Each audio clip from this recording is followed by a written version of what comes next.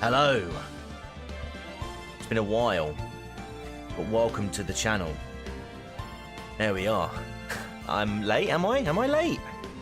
I blame it on the latency. Mr. GB. And by the way, good to see you too, mate, because it's been a while since I've seen you on a stream. Right, but let's have a look and see who we've got here at the moment. We've got, of course, we have Mr. GB, who was early and therefore not inclined in that way at all. Murgoot's here, good evening. Jesus Fried Christ, and Enigmatic has just turned up. Am I coming through okay as well? It's been a while since I've had OBS on. I want to make sure that no settings have been changed on from behind the scenes. That would be embarrassing, but very much expected. So, right, yeah, it's been a while, hasn't it? It has been a while. I was intending on taking a little break over the Christmas period, as I sort of said in the last Friday night community quiz. Audio good, excellent. And that kind of it got to the new year, and it just kind of kept going. And I figured, right, okay, we'll get through January, and then no Sargoning, excellent. Not Moriarty as well. Good evening. And yeah, and so I figured, right, we'll get through January. We'll enjoy January, and then back to work for February. So yeah, I mean, in terms of where I've been, I mean, as I say, I've just been having that little break. Nothing bad has happened, thankfully. In fact, quite the opposite. Work has been incredibly busy, which obviously doesn't help. But I've actually scored myself a new role, which I actually start on Monday. So obviously I don't really go into too much as to what I do here, but needless to say, I'm moving out of the sort of customer service side of roles that I've been doing for the last nearly 20 years now, and I'm actually going to be going behind the scenes, working on all sorts of projects, regulatory stuff, that sort of stuff. Yeah, which is very much out of my comfort zone, but I am very, very much looking forward to it. Yeah, we'll find out how right that decision was come Monday. As that crime boss promoted you. Actually, right. Technically, no, because he actually left my department and moved into another department on sort of towards the end of November, beginning of December. We then got a new manager in, and then after about 2 weeks, I was like, oh yeah, by the way, I've applied for this role and I've been offered it, so I'm going. Fortunately, he didn't take it personally. He's an absolute legend, the new guy who came across. So, no, neither of the crime bosses promoted me. But yeah. So I suppose I did sort of say in the Discord and on YouTube as well that this would be a little bit of a channel update as well for 2024. In short, the true crime stuff is still going to be happening, as will the quizzes.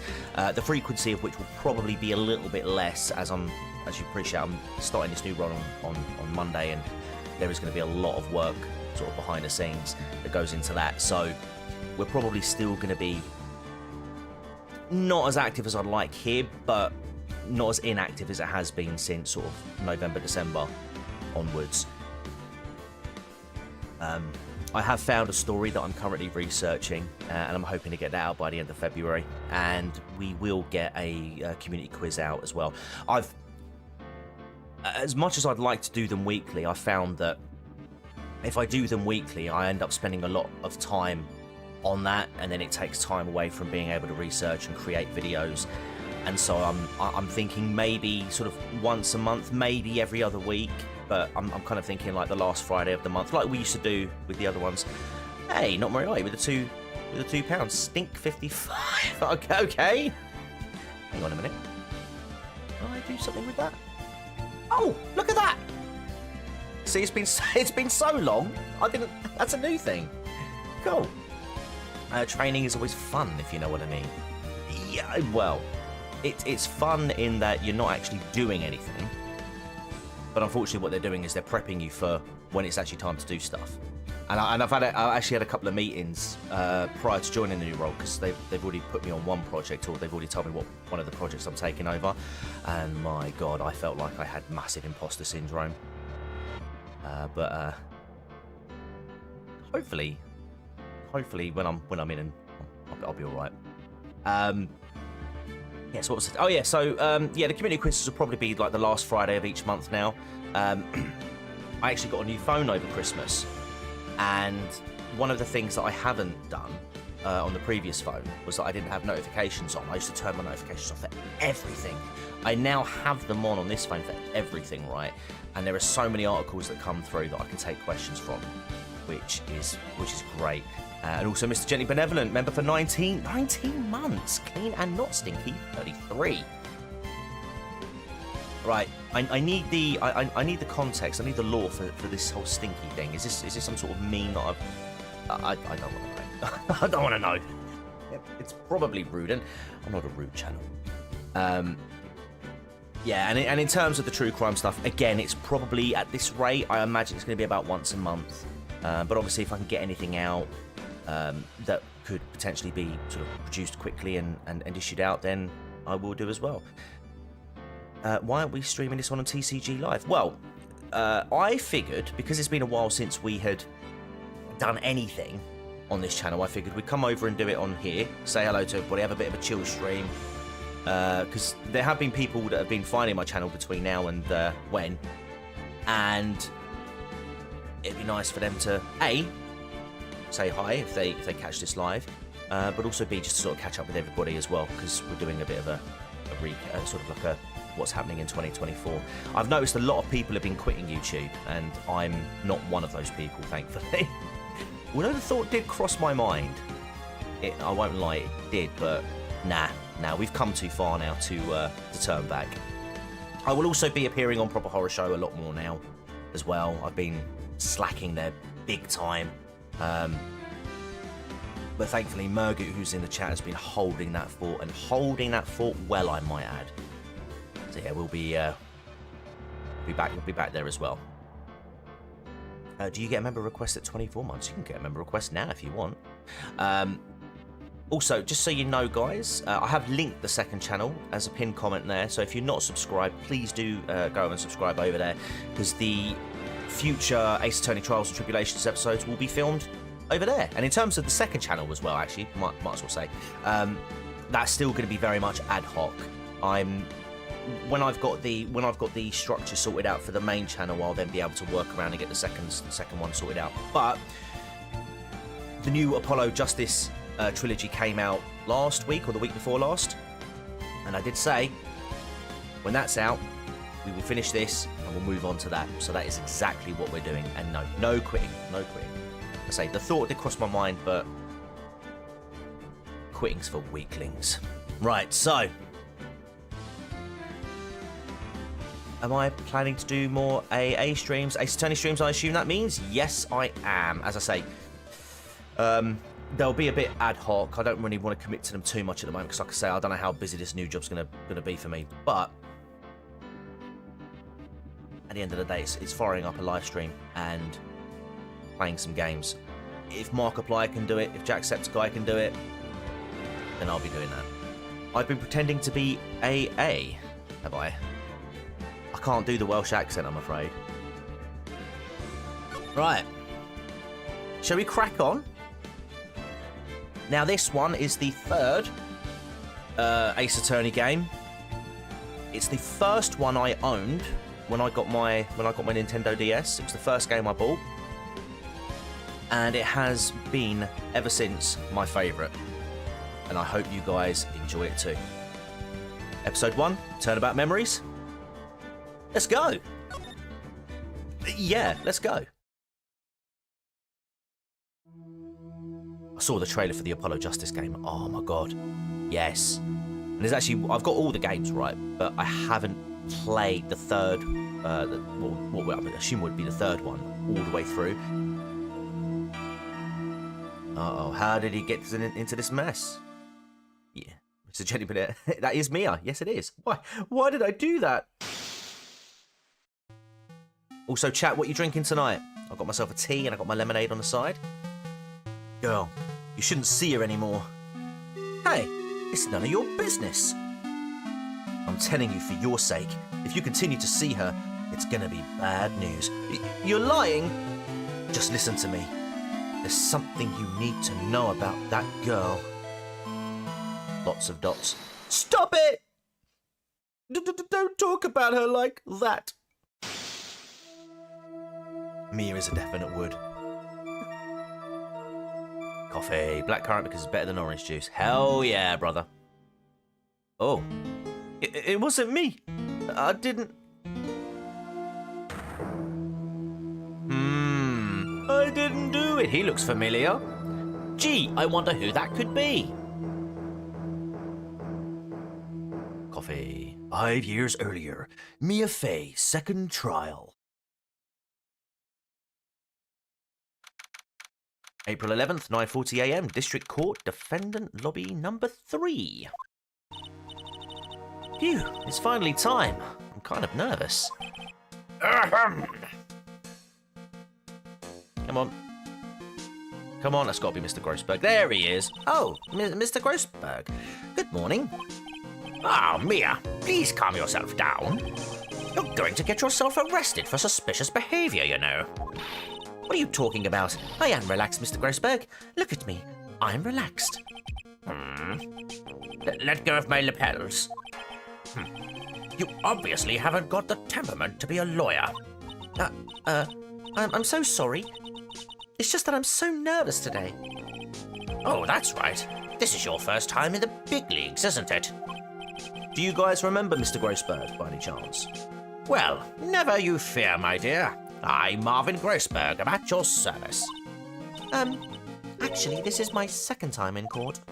Still, you surprised me. What with your earnest request last night. Let me handle this case, you suddenly said, and quite forcefully, too. Isn't Mr. Grossberg the painting guy? Yes, he is. Well remembered. Good old red, white, and blue from the first one. I just found out yesterday about the case, I mean. What? And you've already learned all the relevant facts? Well, about that. You see, I mean, of course I have. I think. Oh, dear. In any case, don't let our client see you're so nervous. You see the poor young man in the pink sweater over there? That's our client. This was filmed in 2020. It's Phoenix! Good morning there, everybody. Good morning. Try to keep smiling, Mia. I just wanted to say, I'll give it all I've got. Yep, it'll be fine. No prob. Oh, what's wrong?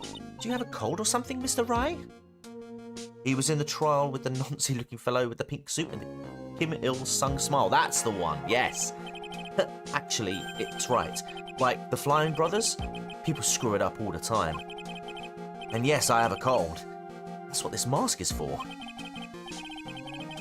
Phoenix. Objection! In we go. My dog says this way, I won't give it to anyone else. Be kind to others, he says. Right, Mr. Wright. You have nothing to fear in court today. If you are truly innocent, I promise I will save you. Please, let go of my shirt. That's right, he's the one on trial, not you. He's the one who should be nervous. You need to stay strong for your client, Mia. Ace Attorney time travel? Yeah, we're gonna be doing a lot of time skips in this one. This one does sort of go back. Pink jumper with your initial on it. Questionable attire, Mr. Wright. My name is Mia Fey. I'm still pretty new at this lawyer thing. The first time I appeared in court was a year ago. He's a goof dodger.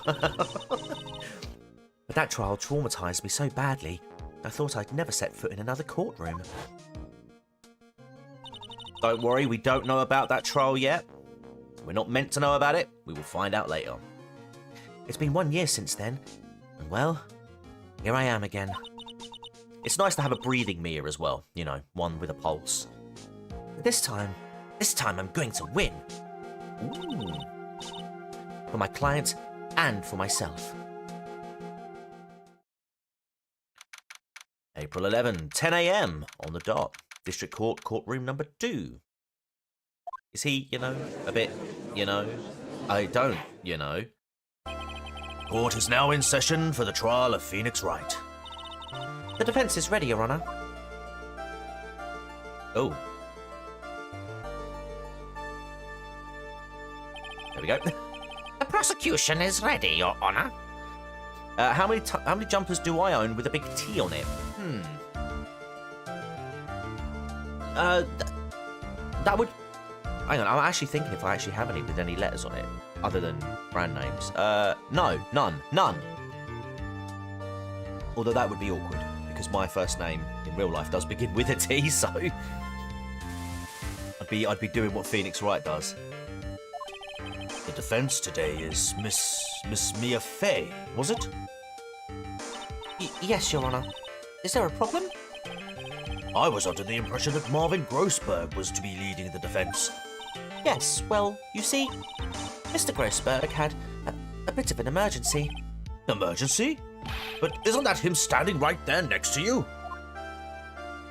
I should make merchandise. Oh wow, this is slow. Yes, well... You're just a rookie. Are you sure you can really handle this? Don't let him scare you, Mia. Give him your toughest look. Oh. Of course, Your Honor. I think. That button is doing a lot of work on Mia's jacket. Well, Mr. Payne, your opening statement, please. Well.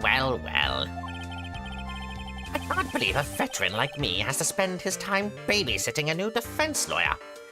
And we know we've gone back in time as well, because Mr. Payne actually has more hair. Exclamation mark? Don't worry, little girl. It'll be all over soon. Ugh. What was that all about? Was he trying to trash talk me? Now then, I'd like to proceed with a summary of events on the day in question. The incident occurred on the campus of Ivy University. She does have a mole, yeah. The murder victim was a student named Doug Swallow. Chad? Keep a clean mind. He was a fourth-year student studying pharmacology. Or hair like Count Dankula, yeah. It sounds like he was a very bright young man. Yes, well, next we have a photo taken at the scene of the crime. Oh dear. Rip his hair. Students discovered the scene shortly after the murder. They found the victim's body. Which he appears to have styled as if he has a knob head. He'll Count Dankula now. And the defendant, who had obviously bungled his getaway, then called the police. That certainly makes the defendant look very suspicious indeed. Oh, it's 2 degrees outside. Oof. It's 11 degrees here, mate. Very well. The court accepts this photo into the record as evidence. Hey, Villaun? Is that Villaun X? Good evening, how you doing? Mr. Swallow, yeah. Oh, mate, yeah. You wait until you see the plate now, I'm joking. No, there's nobody called Spitz in this. Crime photo 1 added to the court record. By the way, I can't quite tell the cause of death from this photo. Your reputation for sagacity is well earned, Your Honor. The truth is that this victim died a rather unusual death. Unusual death? What do you mean, Mr. Payne? Return to snow soon. Yeah, man. GB is scorching. And JFC is freezing. There you go. Truly a global audience. Well, perhaps the defense would like to take this question. Huh? A simple question. I thought I might loosen you up a bit. Oh, shut up, man. I am a genteel man, if you will. Is he trying to hit on her? A what? Stand up to him, Mia. Show him what you're made of. Hang on a minute. A perfect opportunity. Well, what was it? The cause. Go on. Please say you know at least this much. I'm so sorry. I didn't get a chance to read through the whole file. My hemorrhoids are beginning to act up. Now see here. The details of the case are filed under the court record. But you knew that already, didn't you? Ah, the court record. I think I see that by pressing the R button. That really sort of does take me out a little bit when, like, imagine you're sitting there in the courtroom, right, in a real life courtroom, and, you know, you turn to your lawyer, who's looking blankly at his file, okay, and you're like, what do you need to do? And he's like, I don't know what button I need to press. And you're like, don't worry, it's the R button. And you're like, oh yeah, of course, R button. Weird. They could just sort of highlight it maybe. But there we go. Right, anyway. How'd he die? Autopsy report. A fatal electric shock. There we go. All of the weapons we need can be found in the court record. Take a good hard look at the data there, and think carefully before you answer, my dear. Yes, sir. I'll do just that.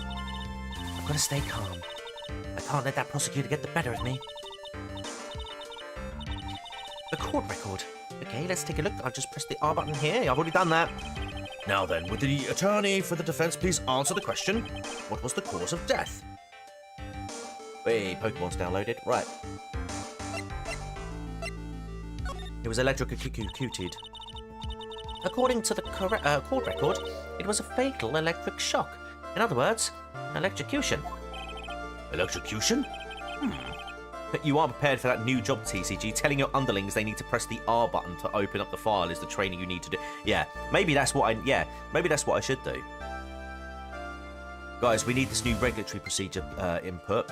Wrestling Empire. I'm gonna have to stream that one day. That game is hilariously fun. Yeah, guys, if you want to change that procedure, you just need to click the L stick left and then LT. And then push up on the right pad, and then X. How could such a thing happen? Did the murderer use some type of new super powerful stun gun, perhaps?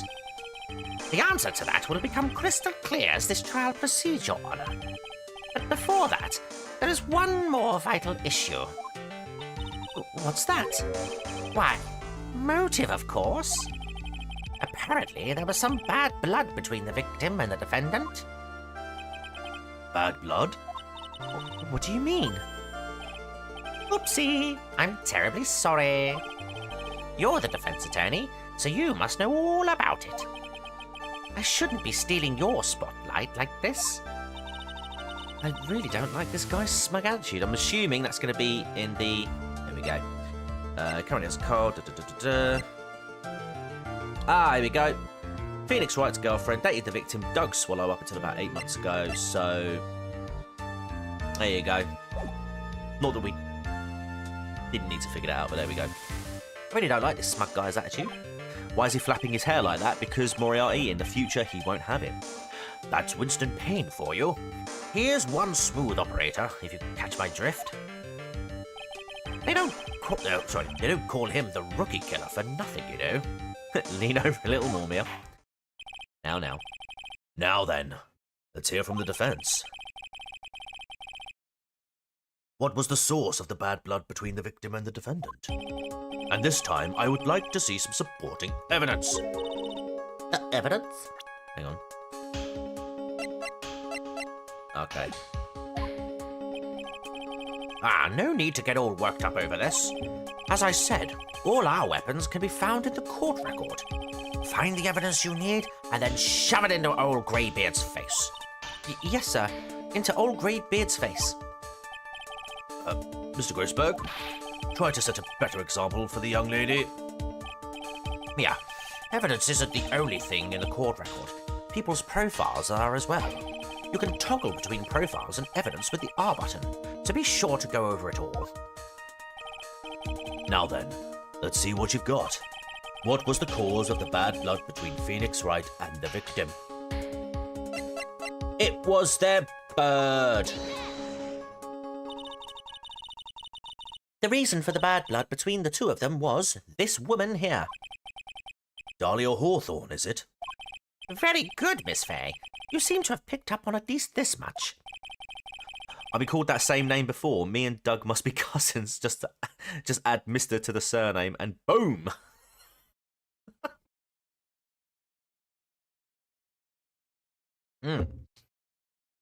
Love that tea. Right, anyway, that's done. This woman is the girlfriend of the defendant, Phoenix Wright. But up until about 8 months ago, she was with the victim, Mr. Swallow. Clearly, she has some part to play in the story. Courtroom seems to agree. Ah, he's done it again. No apologies needed. Before the cross-examination starts, he's already got the judge thinking like he wants. I reckon Phoenix had a decent upgrade when he switched from Dahlia to Mia. Agreed. Very well, Mr. Payne. Please call your first witness. If it pleases the court, the prosecution would like to call Mr. Phoenix Wright. What? The defendant himself? Well, Miss Fay. It's fine. After all, Mr. Wright is innocent, right? The defense has no objection. Very well. The court calls Mr. Phoenix Wright to the witness stand. All right, lad. Witness, please state your name and occupation. Oh, yes. My name is Phoenix Wright. My job is, well, right now I guess I'm a suspect. No, he means what did you do before you were arrested? Oh, sneezes. I was a university student. Mr. Wright, you understand that you are suspected in the death of your fellow student, Doug Swallow. But I didn't do it. I'm innocent, I tell you. I'm telling you, I was... Get it out of your system, mate. Get it out of your system. Would the defendant please refrain from passing on his code to the rest of us? It seems the witness has something he wants to say. Well then, Mr. Wright, please tell us about your relation to the victim. Right away, Your Honour. I was knobbing her. Oh my god. Just for the record, I'm playing this on a Switch. I think some of the delays with transitions, it's kind of showing.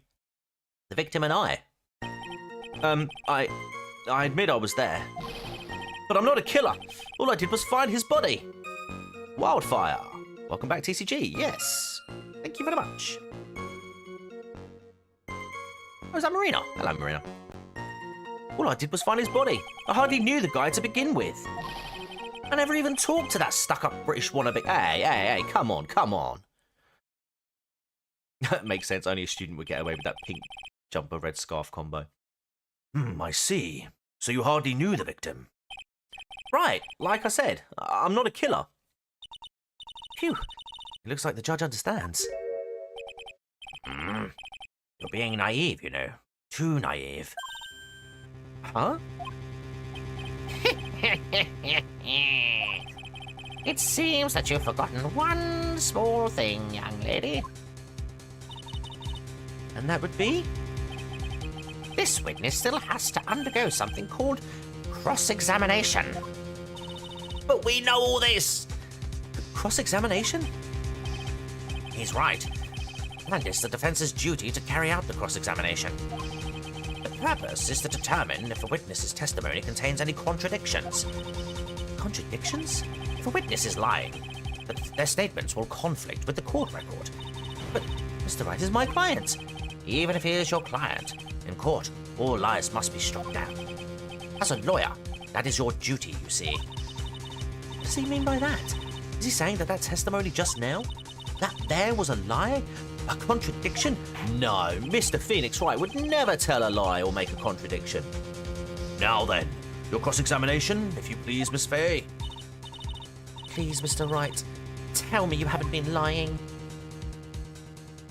He's looking shifty. You wouldn't do that to me, would you? Yeah, he would. The Vit. Gemini. I admit I was there. Press? Let's press. When you say there, you mean the place where the victim was murdered? Yeah, sort of. The place where something happened anyway. Something? You can't hide what happened. We have photographic evidence. Oh, sneezing. goes to show you can never trust someone in a Kumar. Anyway, Mr. Wright, what were you doing at the scene of the crime? I thought you said you didn't know the victim, Mr. Swallow. It was just a coincidence. We bumped into each other by accident. Coincidence, huh? But I'm not a killer.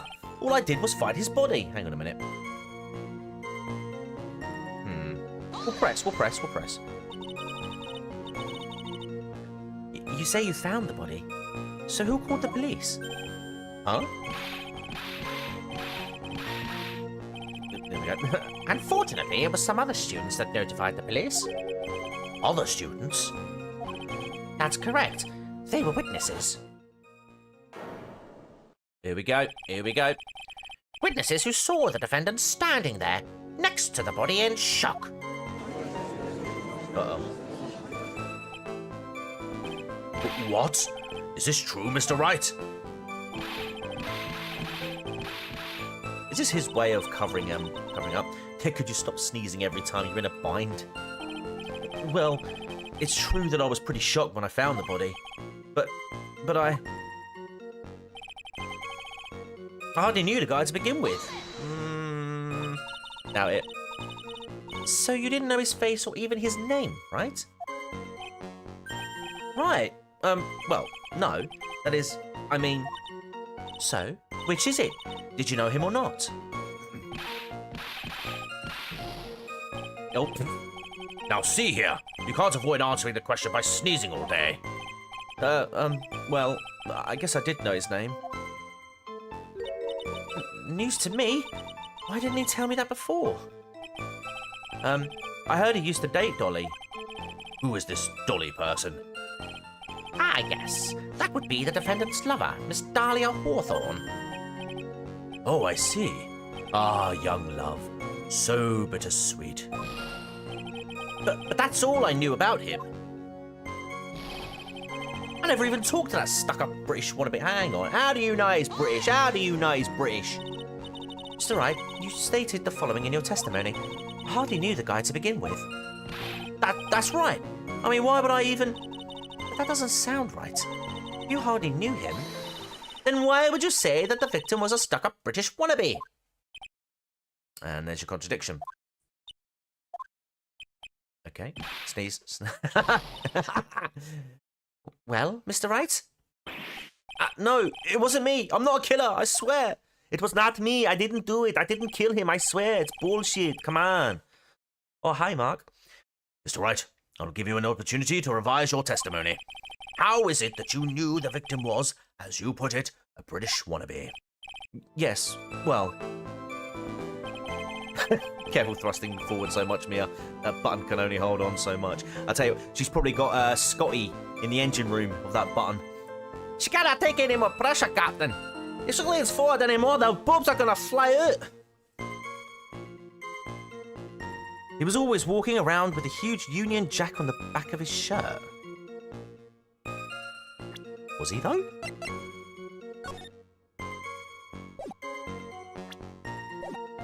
We're not. I mean, we're not that stuck up, man. I'm pretty sure it's time to present that. Yeah. He was? Oh, like all British people. Yeah. Okay, I'm lying. All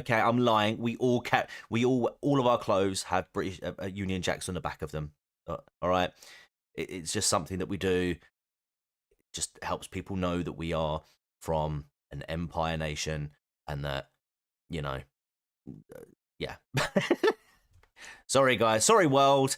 Sorry, world, that we have to identify ourselves with Union Jacks on the back of our shirts. Are you certain you saw the Union Jack? Yeah, I'm sure. It was right there on his back. Miss Fay, is there some point to this line of questioning? Your Honour, please take another look at the crime scene photo. True Brexit geese. Yeah. As you can see, there's absolutely nothing on the victim's back. Ah, all right. So he wasn't... No, hang on. This is consistent. Right? He might have got it wrong about the Union Jack on the back of his shirt, right? But that was because he was a British wannabe. He wasn't British, but he wanted to be. You see? See? Anything that these games have taught me is that you turn about. You have to don't look outside the box. Climb right into that box and look right at the centre. There you go. He weren't British. Okay? He weren't British. Hey, wait a minute. He's wearing a leather jacket. The Union Jack was on the back of the t-shirt he was wearing. I was under the impression that you accidentally came across the body. But if that really was the case, then you wouldn't know that, would you? You'd have no idea at all what he was wearing underneath that jacket. Phoenix, you should have gone with my routine. You should have gone with my excuse. He was a British wannabe. Mr. Wright, you've been lying to me. Sneeze. No, hang on. And we're frozen. Oh, please forgive me. Mia, you've made our client cry. Let him. That P on his chest doesn't stand for Phoenix anyways. Go on, Mia, what does it stand for? What? Mia, what does it stand for? I can't believe I trusted him. Mr. Wright was all wrong. That was an impressive bit of cross-examination. Exclamation mark. Thank you for uncovering the defendant's lies for me. No, I didn't pirate this. It's quite clear that this man did not simply stumble upon the scene of the crime. Either my Switch is crap, or it's probably that, to be fair. But yeah. Oh. Uh-oh. Did I go too far? By the way, Mr. Wright, you seem to have a rather bad cold. You taken any medicine for it? Perhaps some paracetamol? Yeah, I took some, but... Was the medicine that you took an over-the-counter brand called Cold Killer X? Yeah, that's right. I thought the P's on his chest originally you were talking about urine. Yar. Yeah, that's right. It kills colds good. Hey, wait a second. How did you know I'm a big fan of Cold Killer X? Sounds like a band. Would you happen to have that medicine with you right now? Well, actually, I seem to have lost it somewhere. You lost it? Does this even have anything to do with the case? Mr. Wright, shall I tell you where your cold medicine is right now? Huh? Your Honor, I'd like you to take a look at another photo from the crime scene. Oh, no. What's this? In the victim's hand, it's Cold Killer X. Perhaps he had a cold too. Yes, but even I've got my bottle of Cold Killer X in my apartment. I'm sorry, but I'm afraid that argument won't work. There's no doubt as to who this bottle of Cold Killer X belongs to. Especially since Mr. Wright's fingerprints are all over it. Damn it. Have a think, Mia. This isn't a pirated copy, I promise. But what? Sensing his murderous intent, Mr. Swallow must have picked up the bottle of medicine, dropped by Mr. Wright, and hid it in his hand. He didn't hide it very well, did he? It's right there. His purpose in doing so can only have been to identify his killer as Phoenix Wright. Yeah, Cold Killer sounds like a good WWE name. Yeah, it could. I would probably argue it'd make a good WCW wrestler's name. Oh my god, what was that? What was that one that he had? What was his name? There's a really, really hilarious clip of Was it Taskmaster? I'm pretty sure it was a Taskmaster. If you haven't seen that, you have to, like, Taskmaster WCW, look it up. It is hilarious. It's this promo that they're cutting. It's like some Bash at the Beach build up. You've got Sting, you've got Ric Flair. Pretty sure the British Bulldog's there as well. And there's like some sort of tag team match that's going to go on. And they have like this secret. They have like this secret person who's going to be like the fourth man or something like that. And it's supposed to be Taskmaster. And out of nowhere, this explosion goes off. a wall breaks through, and this geezer, who's supposed to be the taskmaster, comes decking out of the wall. He decks over, trips himself up, and he's wearing a stormtrooper helmet with glitter covered all over it. But as he falls over, the helmet falls off. It's just an absolute shit show. You've got Psycho Sid there, right? Who's trying to keep a straight face, and this guy's got the most stonewall face you can imagine. But even he's like struggling to hold it back. And then as the guy struggles to get the mask back on, gets it up, stands up, and he's like wearing a freaking cape as well, topless. And like he starts speaking, but it's not him speaking, it's somebody at the back with a microphone dubbing for him. It's like, Sting, that second back in the bitch, I will get you. it is the most hilarious promo that ever went wrong. Honestly, you have to look it up. You have to look it up. His purpose in doing so can only have been to identify his killer as Phoenix Wright. But it's the stormtrooper helmet covered in glitter that gets me every time. Like, who signed off on that? Order in the court. Your Honor, I'd like to present this photo and bottle as evidence. Very well. The court will accept them into the record. Crime photo 2 added to the court record. Cold Killer X added to the court record. Also, the victim's wristwatch was broken. Broken? Yes, it ceased functioning when a large wave of electricity passed through it. Yeah, it would do that, wouldn't it? Well, Mr. Wright, do you have some kind of explanation for all of this?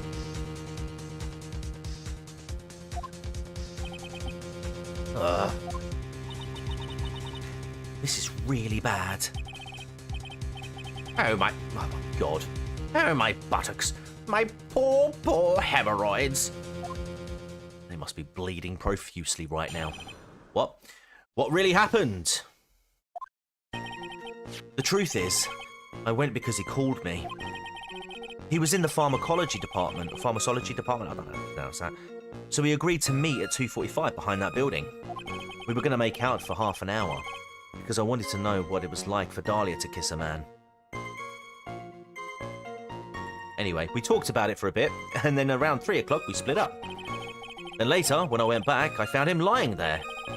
I'd been taking Cold Killer X for the last 2 or 3 days, but I lost my bottle of it around lunchtime on the day of the accident. Phoenix is OJ. No, the difference is OJ did it.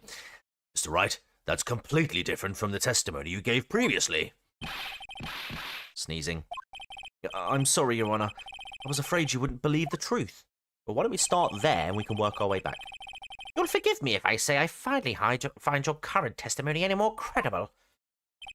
Miss Fay, please begin your cross-examination. Could he not take one of these tablets now? Oh, please, Mr. Wright, don't tell any more lies. What really happened? Oh, it seems to be working all right now. The truth is, I went because he called me. Had you ever met the victim before then? No, never. But that day, he called me up and told me he wanted to talk about Dolly. And this Dolly person is... My, it's kind of embarrassing. She's my, sweetheart? Oh, what was that for, Mia? Oh, I'm so sorry. I just felt like slapping something all of a sudden. Poor Grossberg. Dahlia Hawthorne was also the lover of the murder victim, Doug Swallow.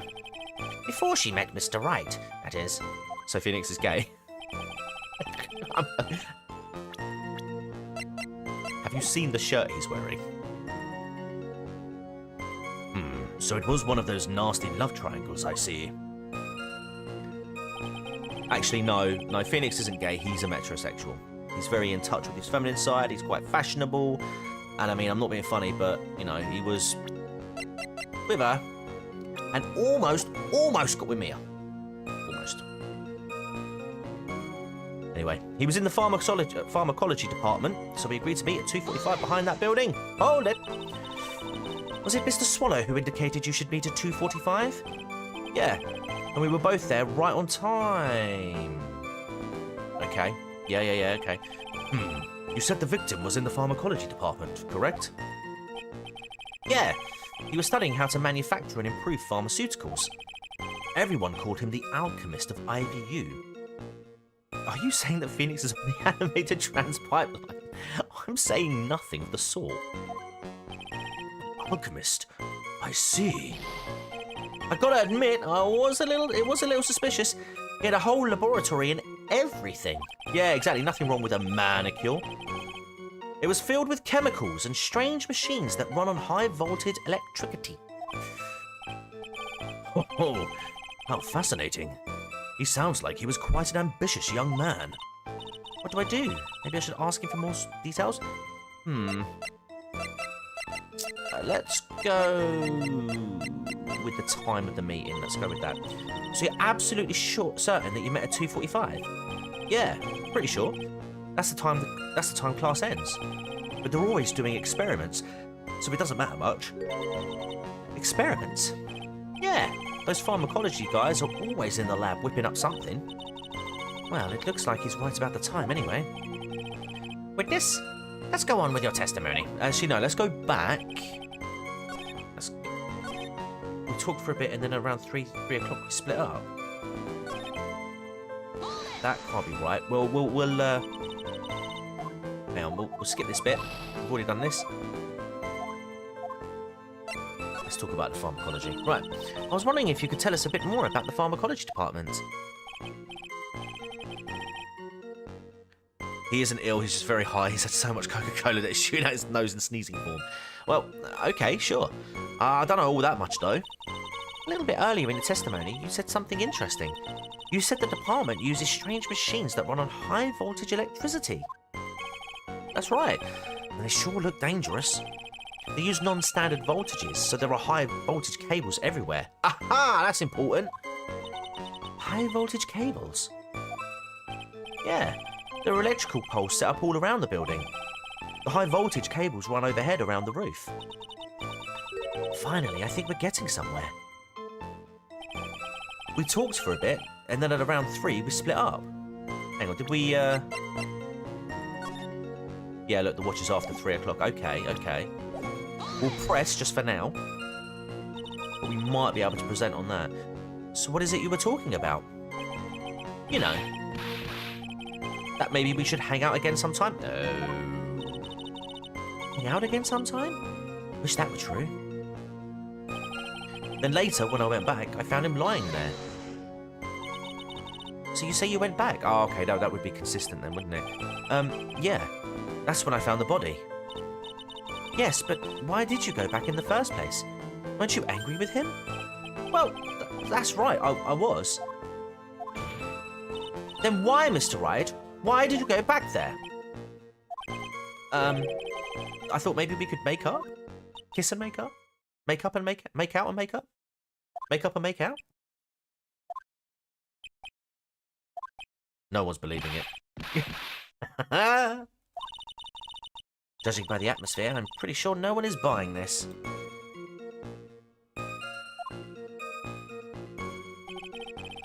I've been taking Cold Killer X for the last 2 or 3 days. Let's have a look. It's rather unusual to catch a cold this time of year, isn't it? Yeah, I always get a little careless when the weather starts to warm up. I guess I shouldn't sleep with the window open this early in spring, huh? I suppose common sense is not always common. So, did anyone else know that you were taking cold medicine? Oh, I always took one after meals, so I'm pretty sure all my friends know about it. But I lost my bottle of it around lunchtime on the day of the accident. On the day of the incident? What did you do for lunch? Huh? What does that have to do with anything? You can never be too sure. I always eat with Dolly. Just the 2 of us. Dolly's homemade lunches are just the greatest. Her mini omelettes are magically delicious. Ouch! Why did you punch me in the jaw? Oh, I'm so sorry. I just felt like hurting someone all of a sudden. She sounds jealous. I think that's enough for now. So the defendant and the victim met at approximately the time of his death. and then the defendant returned to the scene for some unknown reason. I'm not entirely convinced by his explanation about the medicine bottle either. Let me be frank here. Mr. Wright, Yes, Frank? your testimony cannot be trusted. What do you mean? I knew it was too much work for a little girl. However, there is one mystery that still remains. There is, Your Honor? Mia doesn't have mini omelets? No, she has maxi omelets. Massive omelets. How the murder was carried out, of course. Just how was the victim electrocuted? I don't believe the murder weapon has been produced yet, correct? If you cannot tell how the murder or how he died was carried out, you know he's electrocuted, okay? If you cannot figure that out at the investigation stage before it gets to trial, if you can't figure that out, how the electricity reached his body, I can't help you. You shouldn't be an investigator. Obviously, hang on, was it Gumshoe? Was Gumshoe investigating? It was the watch, was it, Moriarty? Was it the watch? Was it the watch that killed him? Was it really? Are you sure? Anyway. Yes, well, that is, you are correct, Your Honor. So how exactly was Mr. Swallow killed? If I could somehow establish how it was done. Why there is fine. Maybe I could still come out of this mess smelling like a rose. Established murder method. Okie dokie. Your Honor. Yes, Miss Fay? I believe that if we were to piece together everything we've heard up until now, we should be able to solve the mystery of how Mr. Swallow died. That would be most impressive. Quite the brash statement coming from a rookie. But even a beginner like you must understand the basic rules of the court, yes? An attorney must be able to substantiate their arguments with evidence. How effective is this cold killer, X, if Bright had been taking it for 3 days and he's still coughing everywhere? Sugar pills, mate. Sugar pills. Of course I know that. Actually, I'd totally forgotten about it. No, you didn't, Mia! Do you know what? It kind of bugs me as well a little bit how they... I know it's only her second trial, and it kind of makes sense that she'd be a bit, like, naive to some of these things, but she has done a trial previously, so she would know all of these things. Plus, when you are introduced to her in the first game, she is incredibly competent. Incredibly competent. I don't believe that she'd be this incompetent on her second trial. Mia was... She was solid for the time she was on Earth, solving crimes, defending criminals, or alleged criminals. I think she was. I think they're doing her a bit of an injustice here. Now then, Miss Fay, let me see what you've got. Undo that button and tell me what is underneath those omelets. Sorry. Show me how you believe the victim was electrocuted. Okay. Sorry. Yes. Okay. Was it this one?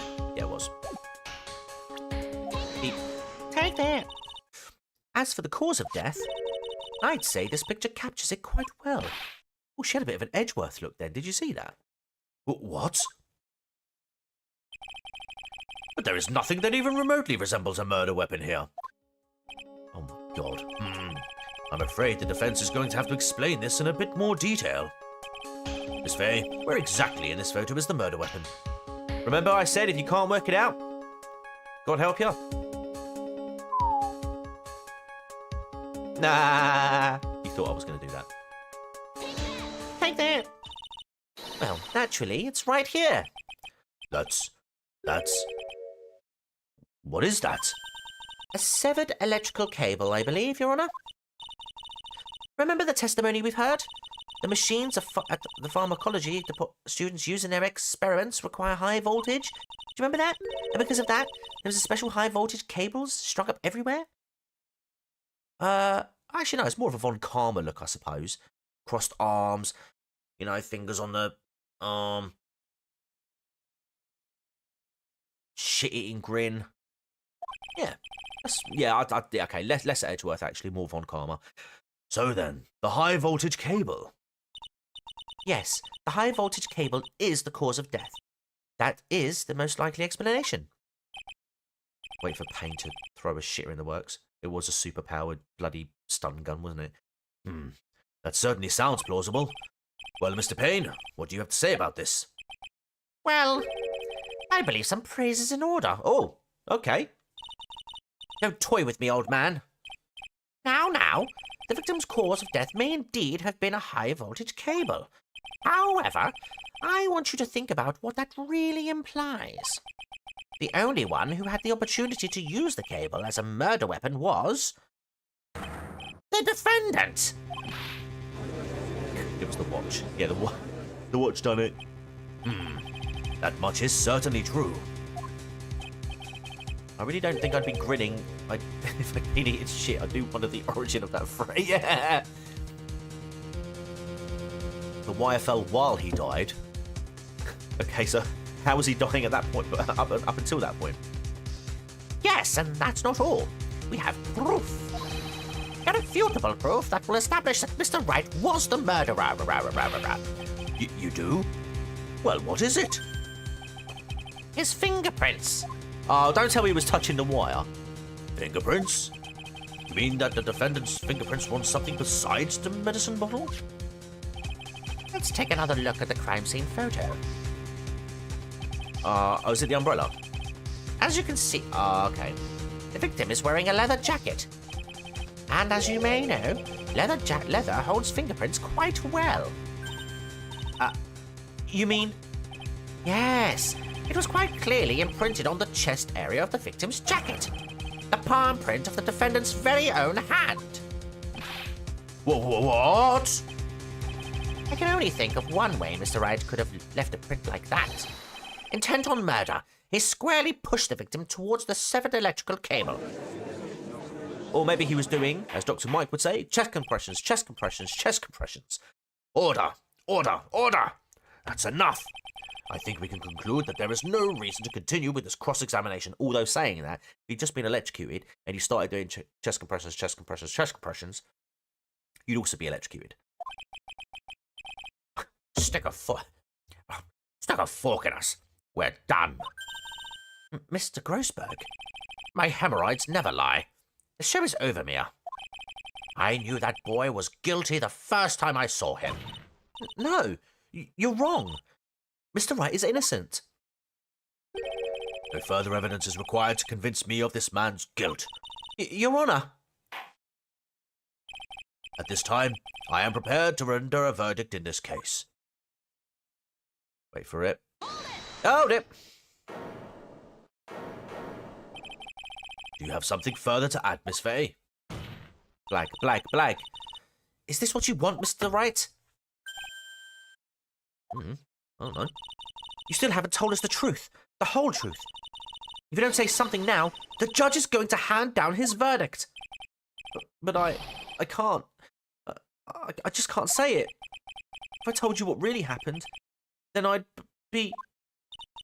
It's okay, Mr. Wright. I'm your attorney. You can trust me. Miss Fay, no matter what it is you have to say, I believe in you, and I'll represent you to the very end. Oh, look at that inspired look there. We've already established the defendant's guilt. There's no further need for him to say anything. Cough. Wait a minute. Mr. Wright? I'll tell you what really happened. But I've already told you, Mr. Wright. There's no need for further... I did it. Oh, for God's sake. I admit it. I pushed him. It's my fault. My fault that Doug Swallow is dead.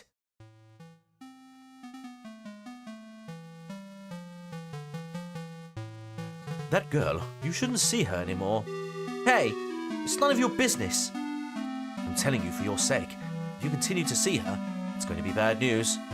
You're lying. Just listen to me. There's something you need to know about that girl.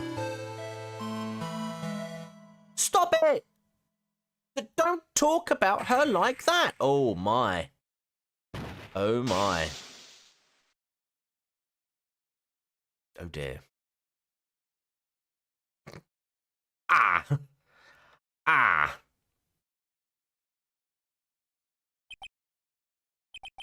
What you just said, was that the truth? Yes, but I was afraid. Afraid that if I told the truth, everyone would think I was the murderer for sure. Well, as things currently stand, we're all absolutely convinced you are. Please, please give me one more chance to explain. This time I swear I'll tell the whole truth. It'll be okay, won't it, Miss Faye? I believe in you.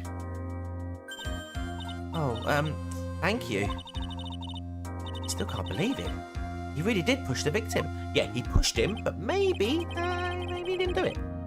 It feels like my hemorrhoids are doing the Harlem Shake. Wow, what a callback. You see, Phoenix, that girl you're into, you notice she looks like she's an anime, right? Well, she wasn't always a girl.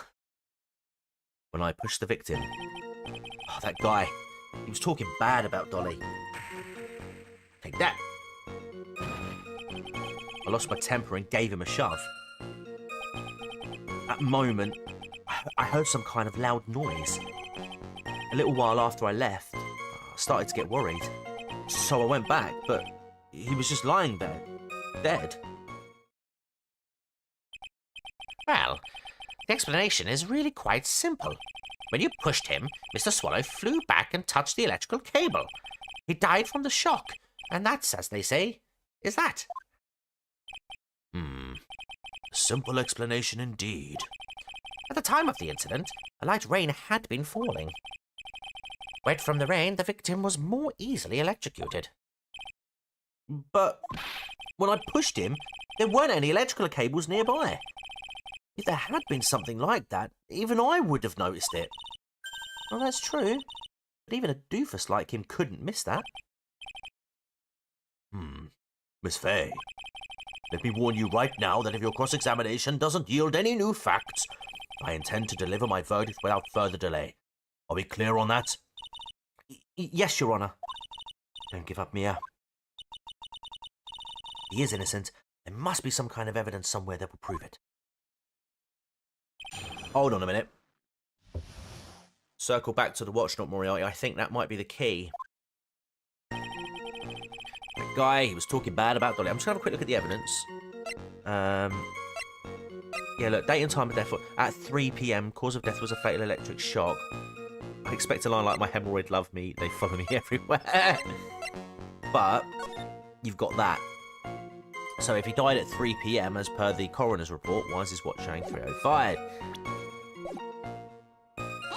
It's weird, isn't it? I'm trying to make that. The thing is, I haven't played this game in years, so I'm trying to make everything connect again. So what kinds of things did Mr. Swallow say to you? He said all sorts of terrible things about Dolly. He said that she was a bad girl. Is that it? Is that all? Yep. Well, Miss Faye, you heard him yourself. Oh boy. You're not doing yourself any favours here, Mr. Wright. Please don't make this harder for me than it already is. Anyway, after he said that, I lost my temper and gave him a shove. Can you tell me about what happened in a little more detail? That guy, he just said what he wanted to say to me. And then he put on the jacket he was holding and started to leave. That's when I lost my temper and flew into a furious frenzy. Not even looking at him. I just gave him a light, gentle shove to the chest. And when you did that, there was no severed cable anywhere to be seen. Right. There was nothing like that at all. But is it possible that you merely overlooked it? Yeah, well, I guess it's possible. What are you doing? Don't let that guy steamroll over you like cheap asphalt. I believe what's important here is the moment the push occurred. Yeah, I'm not right. You're right. Or are you? We're going to find out, don't worry. Let's continue with the testimony, witness. At that moment, I heard some kind of loud noise. A loud noise? What would you say that loud noise was, Mr. Wright? I'm not sure. but it was really loud. It was like snap, you know. Come to think of it, I wonder what that was. Clearly, Your Honour, it was the sound of the victim being electrocuted. No, that'd be more of a buzz, wouldn't it? Yeah, go on, say it, say it, say it. You're not qualified to decide that. What should I do? I'm treading on some dangerous ground here. Ask for more details. Let's go. Always ask more.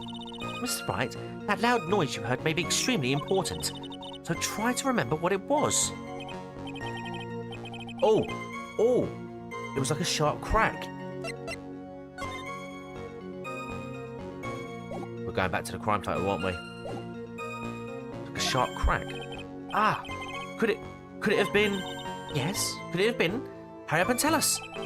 When I pushed him, he dropped the umbrella he was holding. Aha! Yes. Here we go. Oof. He fell right on top of it, and it broke. That was probably the noise I heard. Umbrella, huh?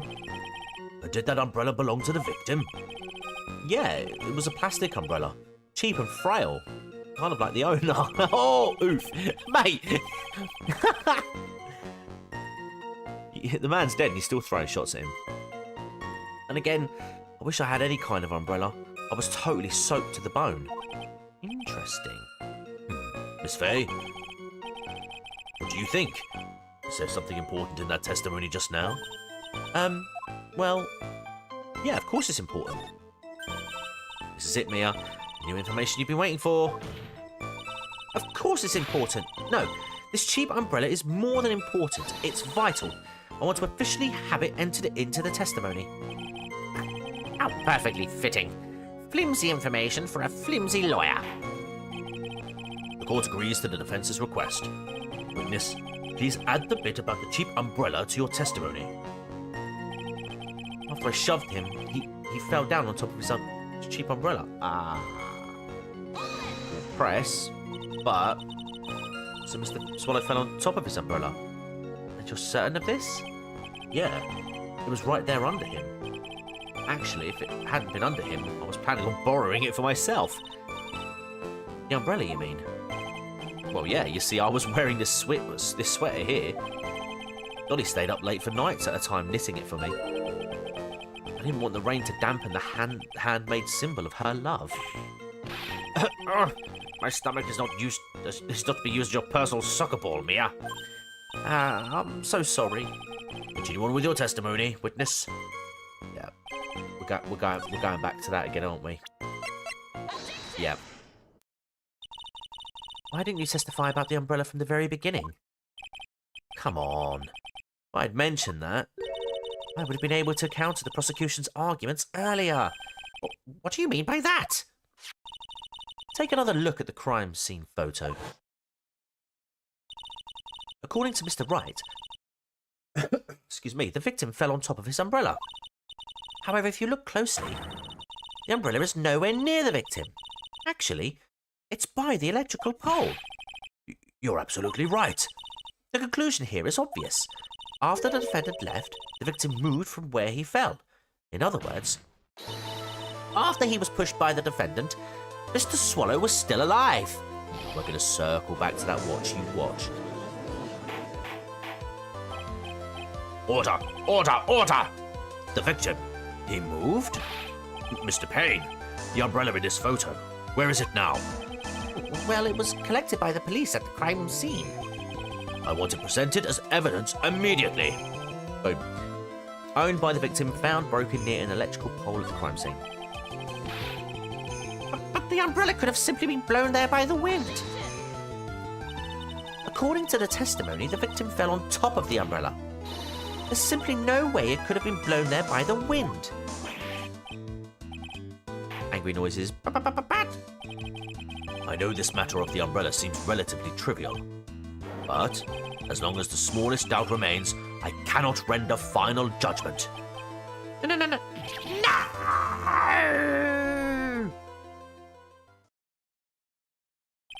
I must say, I still find it hard to believe that a huge hole has been blown in the prosecution's case by the defendant's testimony. The victim fell on top of his umbrella. There was a loud sound when this happened. Well done, Mia. Mr. Payne, what are you chuckling about? Pardon me, Your Honor. It seems I was expecting too much of a free ride. It was foolish to think I could establish guilt through cross-examination alone. I'm afraid I don't follow what you're saying. Uh-oh.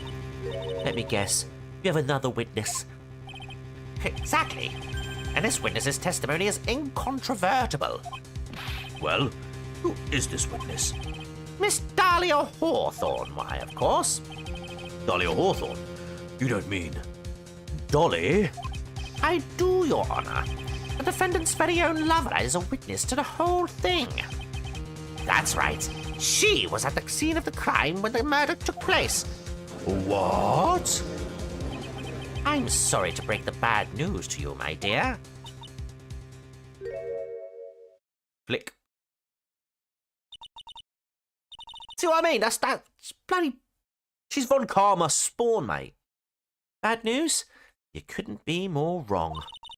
Actually, I've been waiting for this. You can't be serious. Mia, what do you mean by that? I think this is a good point for us to stop at. Court will now enter a 20-minute recess. Afterwards, we will listen to the testimony of Miss Dahlia Hawthorne.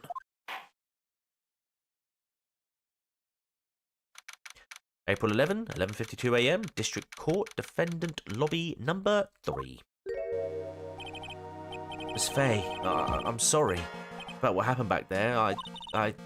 It's all right. At least you told us the truth in the end, Mr. Wright. Yeah. So I guess I can start to relax then, huh? So we didn't actually get to use the watch. Not Moriarty. Not at least for now, anyway. Relax, my boy. You can't be serious after hiding such important facts.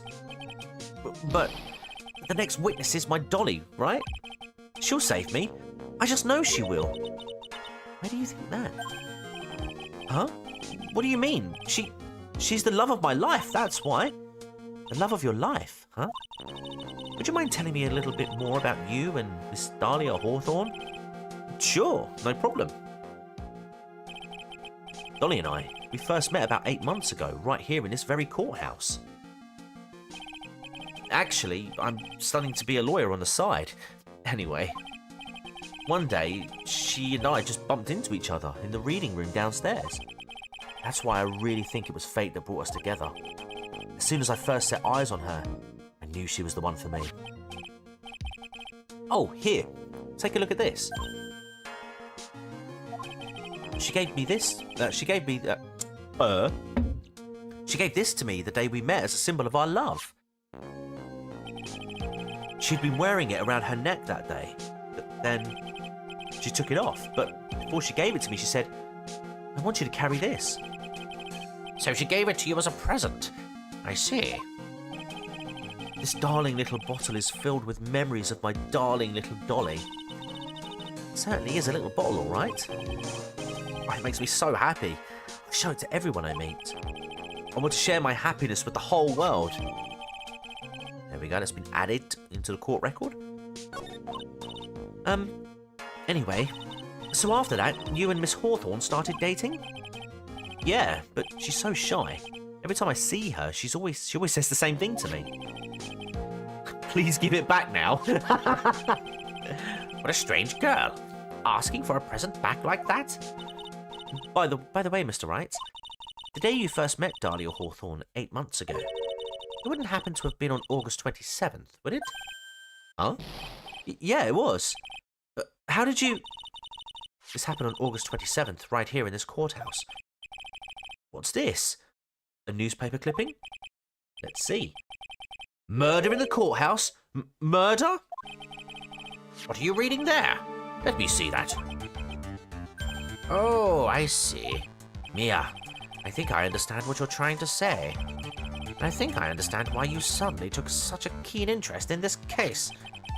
You believe there is some connection between these two cases, am I correct?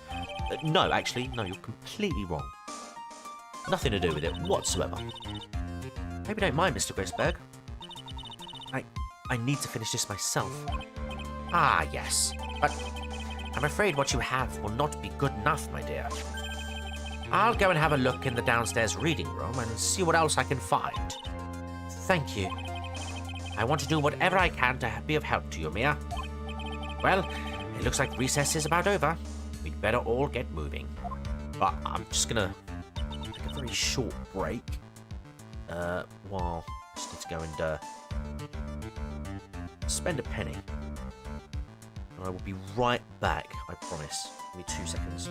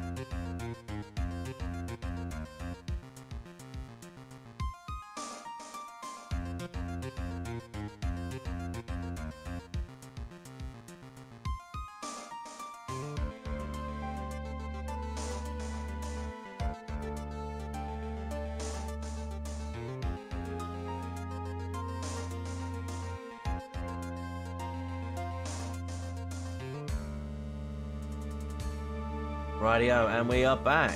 Okay, right. We're probably going to stream till about the 2-hour mark, I think. That recess sure seemed longer than 20 minutes, though. I think we're, what, an hour and 17 into it? Yeah, because I figured we were just about to hit this and be continued sign. Alright, we'll save the progress. Hey, Mima! Good evening! We're going to pop you there. There we go. Right, April 11, 12:13 p.m. District Court, courtroom number 2. Hang on, have we moved? We moved into a different courtroom. Can we start off at number 3? Court will now reconvene. Mr. Payne, please call your witness. This next person is someone who witnessed the crime as it happened. The prosecution calls Miss Dahlia Hawthorne to the stand.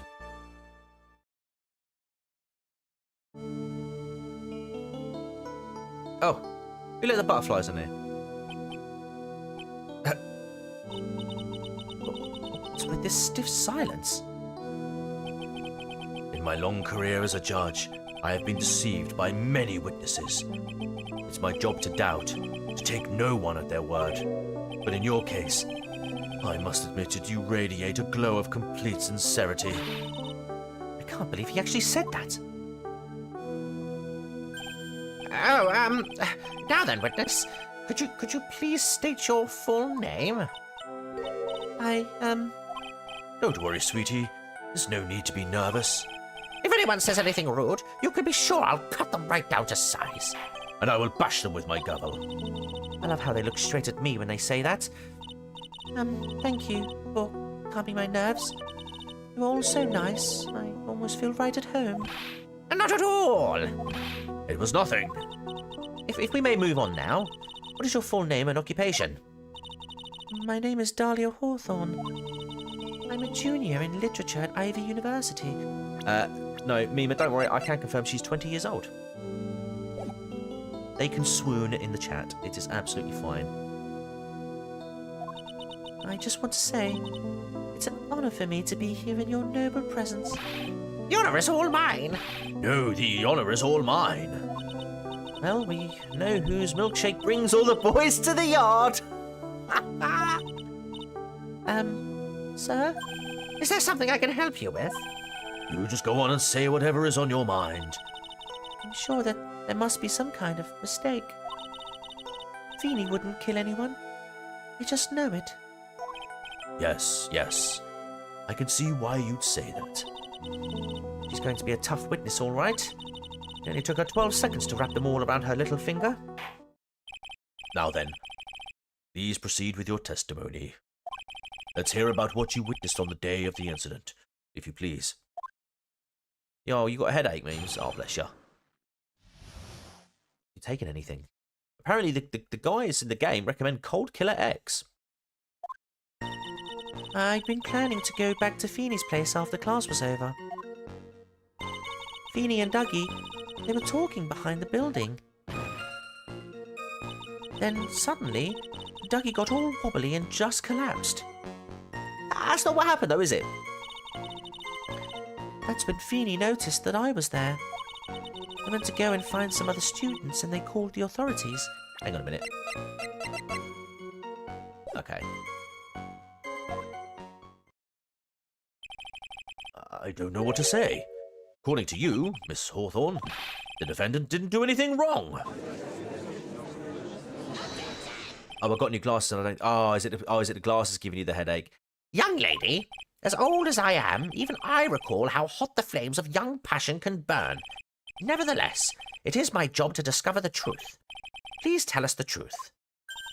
But I would never. That's more than enough, witness. I won't allow this to continue. What do you mean by that? Please, just let me proceed with my cross-examination, Your Honour. I, for one, don't plan to win my case on a bunch of paper-thin lies. You haven't changed a bit, Mia Fey. What's this? So you two are acquainted? Yes, we've met before. Once.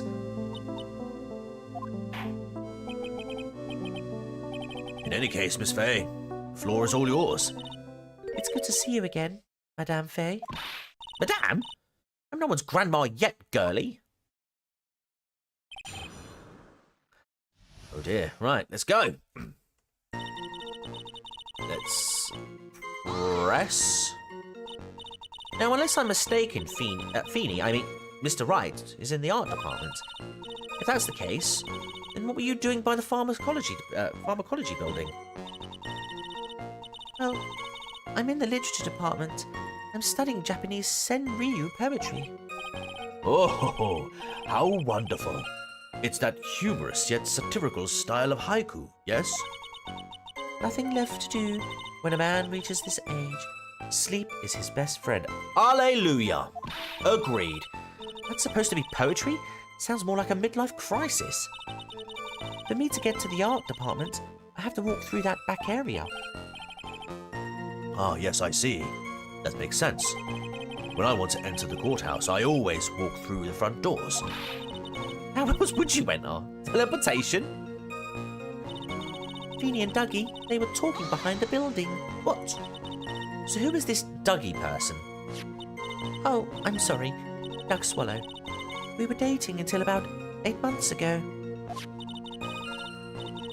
So what were Dougie, Mr. Swallow and Mr. Wright talking about anyway?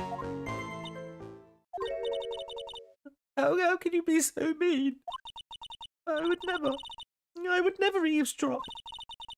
I wasn't raised to be so rude and unrefined. That's right, Miss Fey. Don't drag the witness down to your level. Why am I being demonized here? Please go on. What did you see next? And suddenly, Dougie got all wobbly and just collapsed. Are you saying that the victim just collapsed on his own? Yes. In other words, the defendant never touched the victim. Is that right? Doug Swallow. I was watching the whole time, and he never did a thing to Dougie. If I press her for no good reason, I just know the judge will get angry with me. So what should I do about her testimony just now?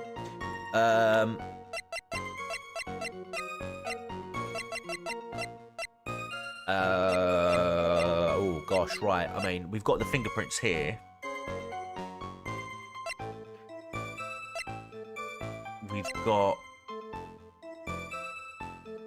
I can't really.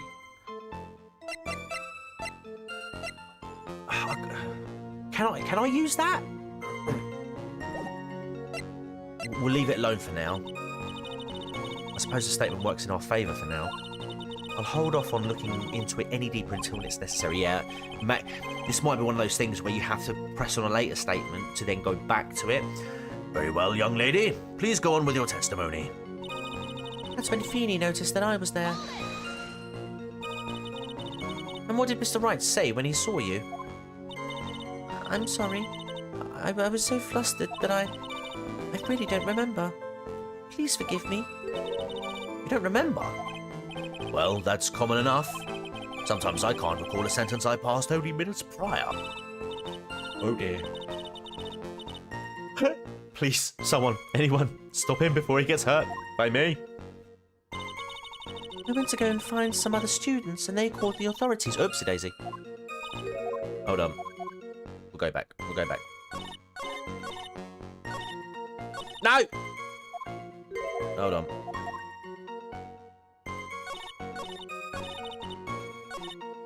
There. Right. When you say students, do you mean students from the pharmacology department? Yes. They're all very fond of their drugs. Oh, please don't try and stay on topic. Let's find some pharmacology students. You went to the labs, correct? And that's what I was planning to do. But in the end, I wound up not going. A group of about 10 research students came running out of the building entrance. Somehow, they all seemed to know what was going on. The students knew what was going on? Ooh, let's press a little bit more, shall we? How could the students have known what was going on? Well, I don't know for sure that they knew what had happened. It's just, they all seemed kind of excited about something. Doesn't look like I'm going to get any more information about the students. So did the students call the police? Yes. I was just so panicked. Yes, well, anyone would have been, my dear. That girl, she's telling a super obvious lie and she knows it. She's just pretending to protect Mr. Wright. Yes, that's got to be it. Way to go, Mia. Okay, that means I'm going to have to dig deep to find the contradiction on this one. Actually, would it be on the court record, maybe? No. Right. It's going to be here, isn't it? Are you saying that the bit...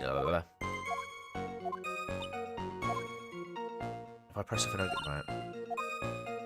Let's show the contradiction. I like Dahlia, but I realise she has 3 butterflies. Feeble lies are not very becoming, Miss Hawthorne. So let's drop them, shall we? What? I would never. Miss Fay, I will not allow you to badger this witness. I believe the defence is engaged in a fishing expedition. That is, she has no supporting... Please don't glare at me like that. I'm just doing my job. Now then, Miss Hawthorne. The defendant's palm print was found on Mr. Swallow's leather jacket. The 3rd butterfly is immoral. It has already been shown that Mr. Wright did, in fact, push the victim. What? There's no need to try to cover for the defendant. It would be much better if you came out and told us the whole truth. There's nothing to worry about, young lady. Just tell us everything that you saw. Yeah, sure, I will. If you don't mind, I'd like to revise my testimony. Looks like we're finally getting somewhere. Actually, I didn't see the moment he pushed Dougie. Did you not? Did you not? You didn't see it? Well, I saw the moment when Dougie fell to the ground. And at that time, there was only 2 of them at the scene. The defendant, Phoenix Wright, and the victim, Doug Swallow. Yeah, that's right. didn't look like they were fighting. I didn't hear anything unusual either. Oh. Sure about that, love? So then, what did it look like they were doing to you? I thought they were having a nice friendly afternoon conversation. Oh, give me a break. That's why I really wasn't watching them all that closely. Did you notice anything out of the ordinary at all? No, nothing at all, Mr. Judge. Oh, I like the sound of that, Mr. Judge. Now then, please proceed with your testimony. Bollocks. No. No. No. You say you didn't hear anything unusual. Is that correct? Yes, that's why I was very relaxed, looking at the scenery around me. Click. That's nice, but I find that just a little odd. I have here the testimony of your boyfriend, Mr. Phoenix Wright, and he clearly testified to the effect that when he pushed the victim, he heard a sharp, loud noise. He said that? If you were really that close to the two of them, why didn't you hear this noise as well? Is she going to go evil at some point like Belle Delphine did in the first place? Ooh, well, wait and see, wait and see. Well, maybe the noise was just wasn't all that memorable. But according to Mr. Wright's testimony, it was a sharp noise like a snap. There's no way a noise like that could fail to make an impression. May I have a moment to answer?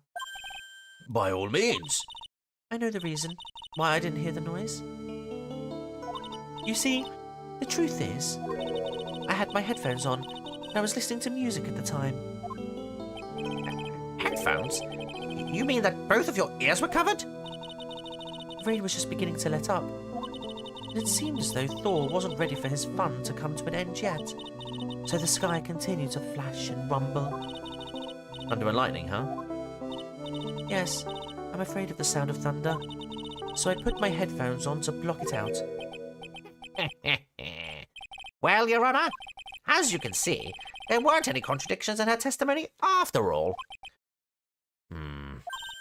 Wait a sec. Yeah, that testimony just now. She said something that could totally change this whole case. There was lightning? There was lightning! It wasn't lightning! Your Honour, there was a problem with the witness's testimony. What do you mean? Didn't you notice? She said there was lightning, correct? Yes, what about it? Well, lightning is actually a large discharge of electricity in the atmosphere, am I right? Now's not the time for a science lesson, Miss Fay. Yes, Your Honour. Anyway, since the cause of death was electrocution, isn't it possible that the victim died from being hit by a bolt of lightning? Ah, yeah, that's right, that's right. You were listening to a TCG video, weren't you, Dahlia? Getting ideas. There we go. I must admit the thought had not occurred to me. Just what kind of thoughts do occur to this guy anyway? This entire case is built on the premise that Mr. Doug Swallow was murdered, but that very premise itself is mistaken. The defense believes that Mr. Swallow was, in fact, the victim of a stray bolt. Was his name Usain? It appears the defense may be onto something. Could it be that the death was actually accidental? All right, you did it, Mia. I'll be taking that not guilty verdict now if you don't.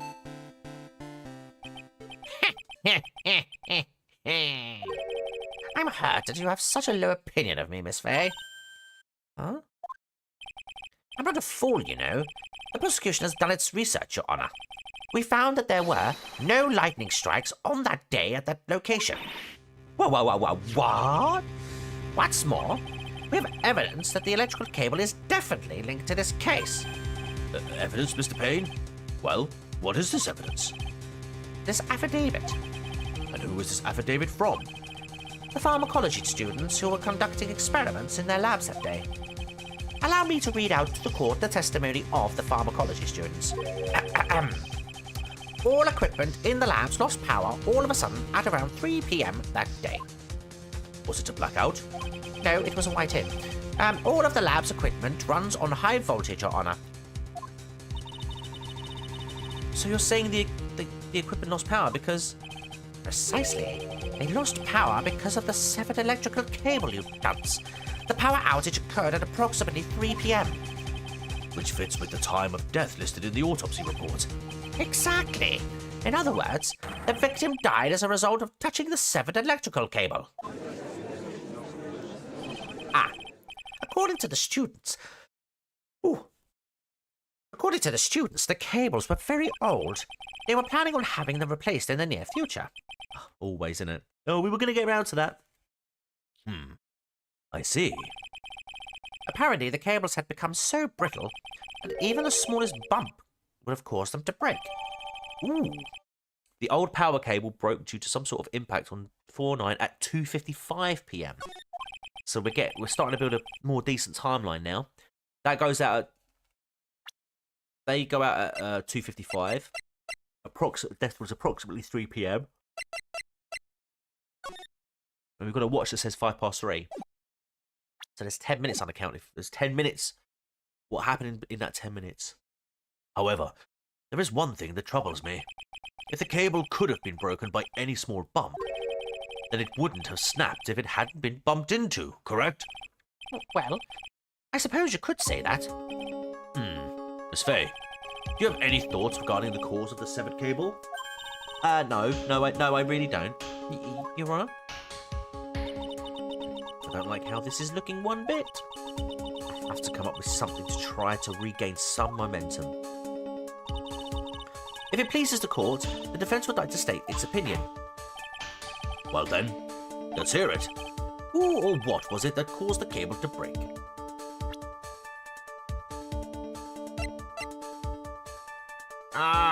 Do I go... I mean, yeah, I could go with him, couldn't I? Oh, hello. Why is that battery low? This is it. This is why the cable snapped. Well, Your Honor? I believe that the only thing that has snapped is the mind of the defence. That was one of your best lines yet, Your Honor. That was harsh. Oh, right, okay. Hold on. Who or what was it that caused? Am I going to say him? Could I just... Right. Okay, to be fair, right? Could they just not say, yeah, it was Doug because Mr. Wright pushed him into it? So Doug was the one who broke it. Not intentionally, but it was him falling back into it. Like, come on. That's what I was working around to. Come on. Please think back to Mr. Wright's testimony. The defendant's testimony? No. The Phoenix Wright who lives in Canada. He said that after he pushed the victim, he heard a loud, sharp noise. Now, this happened at around 3 p.m., correct? Yes, that sounds about right. Wait, are you saying that... The lab equipment lost power at 2:55 p.m., which fits right in Mr. Wright's timeline. In other words... Uh-oh. It was Mr. Wright's shove that caused the power outage. Yes, the prosecution also came to that same conclusion. And it was that very shove that caused Mr. Swallow to be electrocuted. But I'm afraid I can't agree with you there, Mr. Payne. Right, Mima. This is 5 years ago. This trial is important because it will lead back. It will tie in with the game as we go forward. There's going to be... It's going to Pulp Fiction us a little bit in this one. It's going to sort of jump between the past and the present. But yeah, she's very much alive at this stage. 5 years ago, second trial. Where are you seeing it? What's that supposed to mean?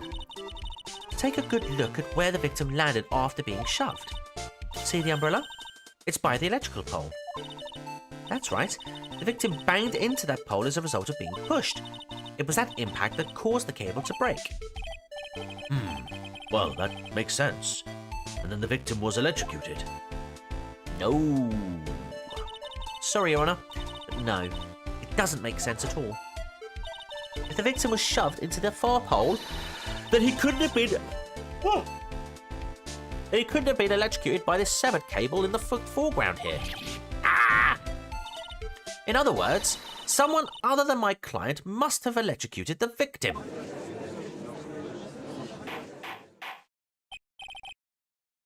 Order. Order in the court. Ah, the lamentations of my enemy. How I've longed to hear them. It's true. The defense is absolutely correct. There doesn't seem to be any way the defendant could have... Mr. Judge, sir? May I say something? The Madame Attorney's explanation. She said some things that are a little different than I remember them. What the? Uh-oh, Spaghetti-O. Please, just once more. May I please testify one last time? Please? Mr. Judge? Of course it's all right. Just go right ahead and give your new testimony. Are we sure those Cold Killer X pills aren't roids pushing a bloke so hard it snaps a metal cable? Phoenix must be stacked, yeah. That pink sweater is doing a lot of work hiding the bulk. This is it. She's finally starting to show her true colours. But Eyewitness Part 2.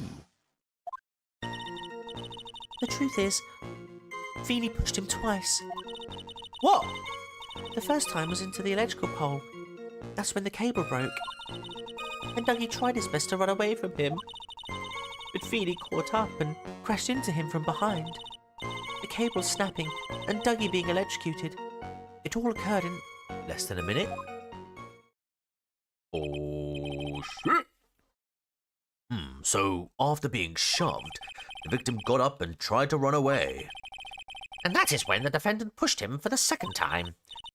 I'm so sorry, Feeny, but I just have to tell the truth. Am I doing the right thing? Am I, Mr. Judge? Of course you are, my dear. As painful as it may seem, you are. Now then, Miss Fay, you may proceed with your cross-examination.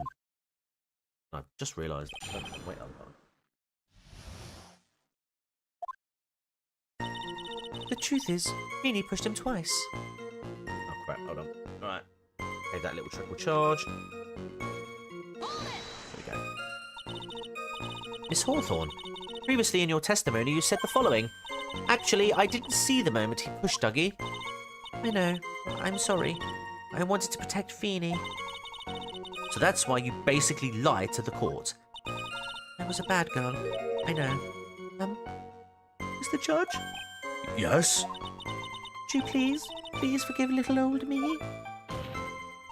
Of course he won't. What you did is called perjury. Oh, come now. It was just a little old white lie. We'll forget it this time, but please be more careful from now on, all right? Oh, thank you so much, Mr. Judge. Not at all. Under your recliner. The judge had better be more careful himself. Dark Alley is friendlier than that girl. The first time was into the electrical pole. That's when the cable broke.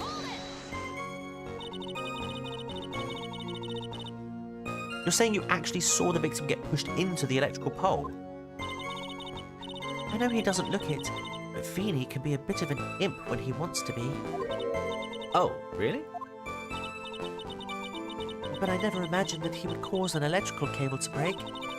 Feeny really is scary when he gets mad. Yes, he sounds like a very dangerous individual indeed. And Dougie tried his best to run away from him. So let me get this straight. You were happily listening to music on your headphones while you watched the scene unfold? Well, Miss Fay, I'll have to ask you to stop badgering the witness. I wasn't happy. I was so scared that I couldn't even move. All I could do was stand there and cheer them on. Yeah, cheer them on. What do you mean by that? Well, I wished the best for them both, and that they would each give the fight their all. That's very sweet of you to be so supportive. And what happened after that? But Feeny caught up and crashed into him from behind. Really? That doesn't sound quite right. There were handprints found on the chest of the victim's leather jacket. Mr. Payne, were there also prints found on the back of his leather jacket? Well, no, there weren't. Madame Fay, may I suggest that you listen a little more carefully? I said that he crashed into him from behind, right? My Feeny wouldn't leave any prints behind in that case, would he? She was listening to the community quiz, that's right. Cable snapping and Dougie being electrocuted. It all occurred in less than a minute. No, it didn't, and we're going to prove that in a minute. Did you actually witness the moment the victim was electrocuted? I'm sorry. I didn't actually see it. I turned my eyes away. That's understandable. Yes, indeed. It would have been a horrific sight for anyone to behold. I don't figure out the contradiction here. It's all over. She didn't have much time to come up with her lie, so this is my best chance. There must be a hole in her testimony somewhere. Oh, definitely one of mine, Mima. Not competitive at all. Think, Mia. Think! Think, Mark! Right.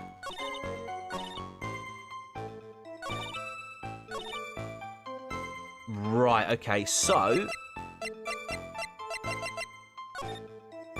I really want to go with the watch. Yes! It's one of those things where it felt like it could be like a couple of things. But not Moriarty, here's the watch now. The watch is starting to play the role. It's enough, witness. I'm afraid I don't understand. You will in a minute. Could you please take a look at this picture? Oh, that medicine. That's the one Feeny likes to take for his cold. TCGs. She wasn't paying attention as we were memeing in the chat. People should leave Dahlia alone.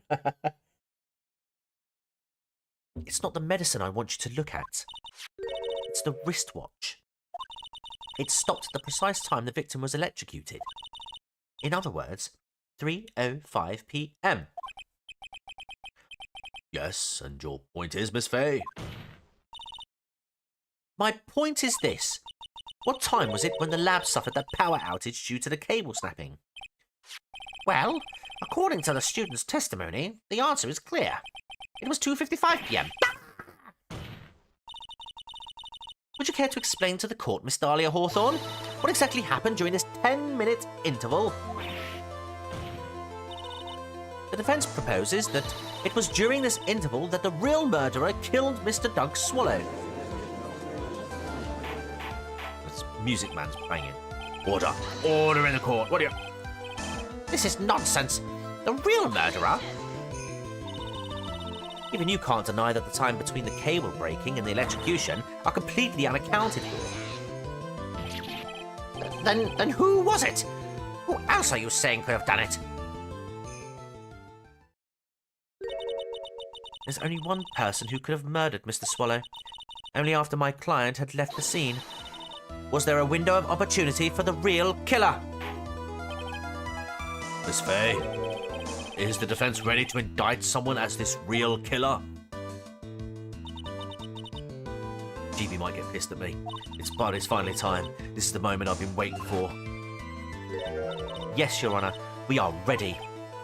Very well, but remember, if you accuse the wrong person, you will be penalized. Think very carefully before you speak, Miss Fay. Now then, Miss Fay, let's have it. Who is the real killer? I'm sorry, GB. I'm sorry. It can only have been you, Dahlia Hawthorne. How can you... The defense is grasping at straws. 10 minutes passed between the time the cable broke and the time of the electrocution. What exactly were you doing that whole time, Miss Hawthorne?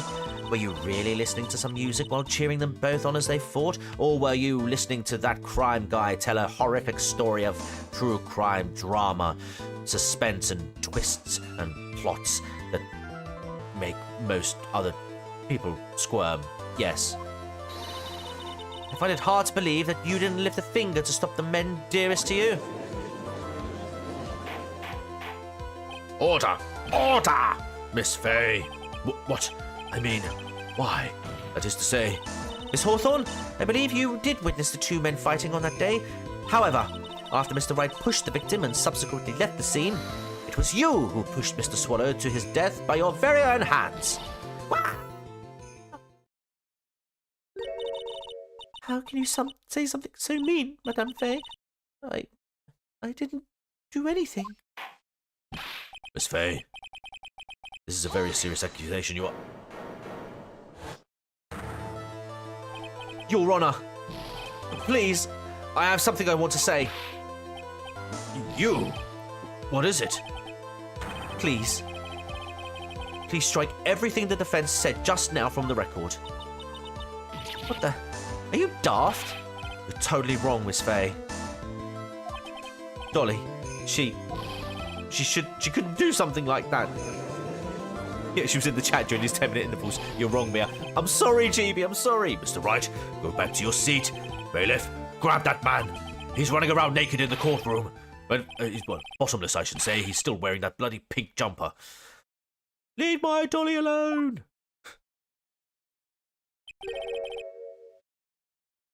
That boy. He's gotten himself in way over his head. Oh, Mr. Grossberg, you're back. It seems I've arrived just in the nick of time. I found the police report on that incident in your newspaper clipping. Police report added to the court record. Thank you so much. This is exactly what I was hoping for. Right, let's have a look at it. Can we see? Location, District Courthouse, Cafeteria. Diego Armando, age 28. Occupation, lawyer. Suspect, Dahlia Hawthorne, who was 19 at the time. Armando ingested poison while interviewing the suspect regarding another case. Traces of poison were found in the victim's coffee cup. No poison was found in the vicinity or on the suspect's person. It is unclear how the poison entered the victim's coffee cup.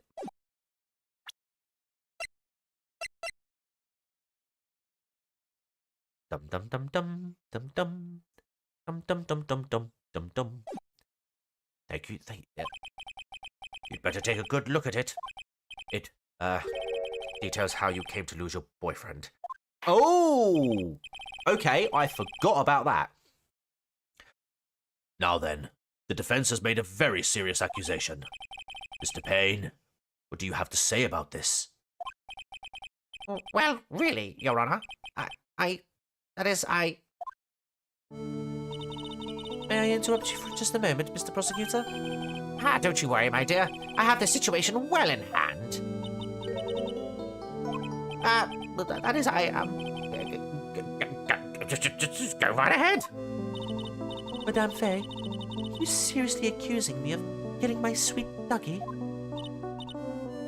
Dahlia might be my new favourite TCG. My icon might have to be a Dahlia, not AA, when you get around to updating the channel badges. Oh, really? Yes, I am. Not only am I saying you murdered Doug Swallow, but you also tried to pin the whole thing on your current lover, Phoenix Wright. I told you that you should let me handle this. Sorry. Please go ahead. How can you say that? I'm absolutely devoted to my dear Feeny. The notion that I would try to frame him is ludicrous. This is all just too much for poor little me to bear. I believe the little girl is trying to ask what on earth her motive would be. That's a good question, actually. The answer to that lies somewhere in this police report. It must.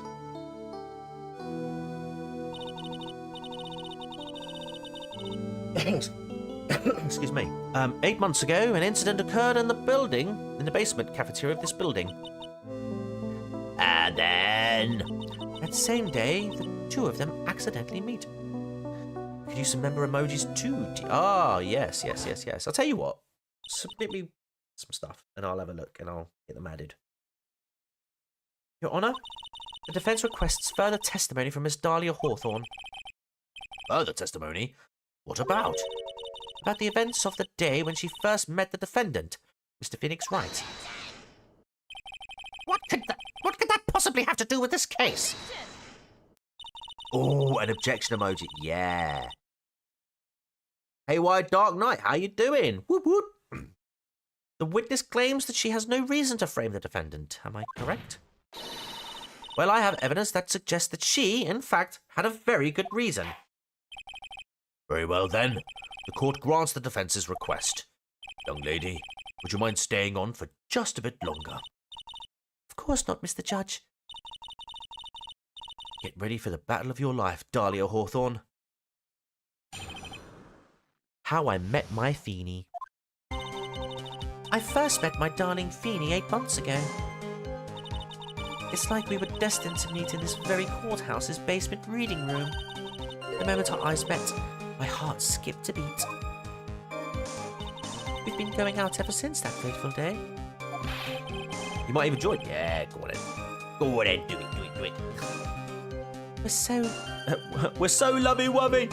Hang on, it's more like this actually, because it's all the way back. We're so lovey-wovey. We literally make people sick. It's just jealousy, I think. I would like to request a wood emoji as well. It would make it easier for me to update you on streams regarding the wood or unwood status. Okay. Right, let's make some notes. Right, I'll tell you what. I will have a look at getting them sorted out after the stream. Actually, it's midnight here. It's a bit long. Right. Things. We'll do a quick to-do list. So do. So I have been meaning to get this stuff done. List. Or channel. Right. So get the custom badges.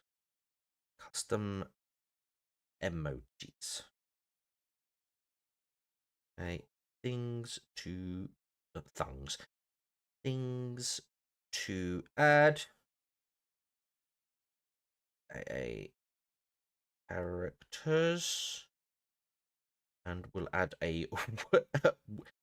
wood and not wood emojis. Right, cool. That's not if there is a wood emoji. Oh, come on. You don't have to use it. Wouldn't evenst. Hang on. Wouldn't evenst not. Right, Mr. Wright, do that again and you will be held in contempt of court. And now we enter the final act of our little drama. As we used to say in the days of my youth, go get her. How I Met My Feenie. I first met my darling Feenie 8 months ago. Did you now? Did you now? So until that time, you had been dating Doug Swallow? Yes. I'm a real fool, I know. Letting my emotions change so quickly, I'm ashamed of myself. Bearing in mind, you can use the would or would nots for other things as well. Like, would you recommend this story? Would you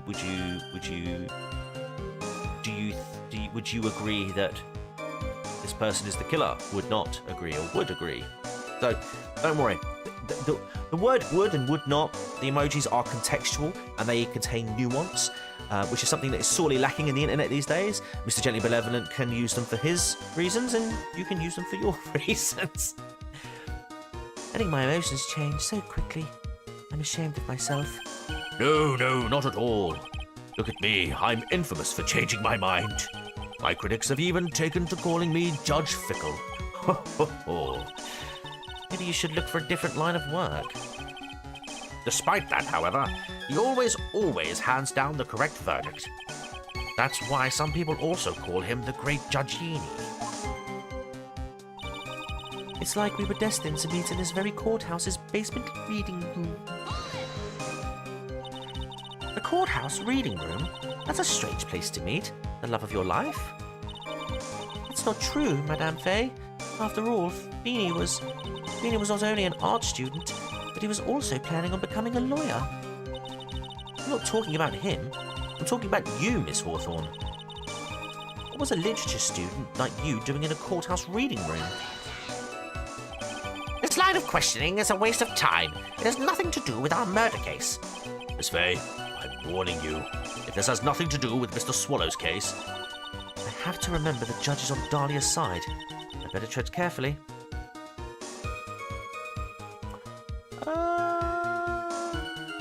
Let's keep pressing.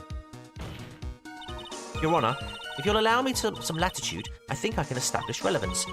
Please ask her to continue with her testimony. Very well. Young lady, I've got a simple question for you. What were you doing downstairs in the courthouse reading room? If it pleases Your Honour, the answer is simply this. I had come to this courthouse to do some research for a paper I was writing.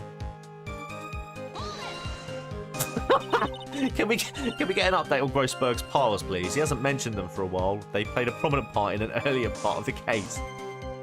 I think they've left his body now and have established residence up someone else's backside.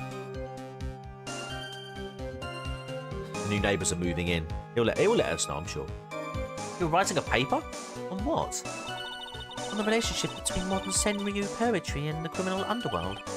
Ho ho ho! Sounds like a fascinating research idea. Am I getting old? Now I've even forgotten what I've forgotten. Again with the midlife crisis stuff.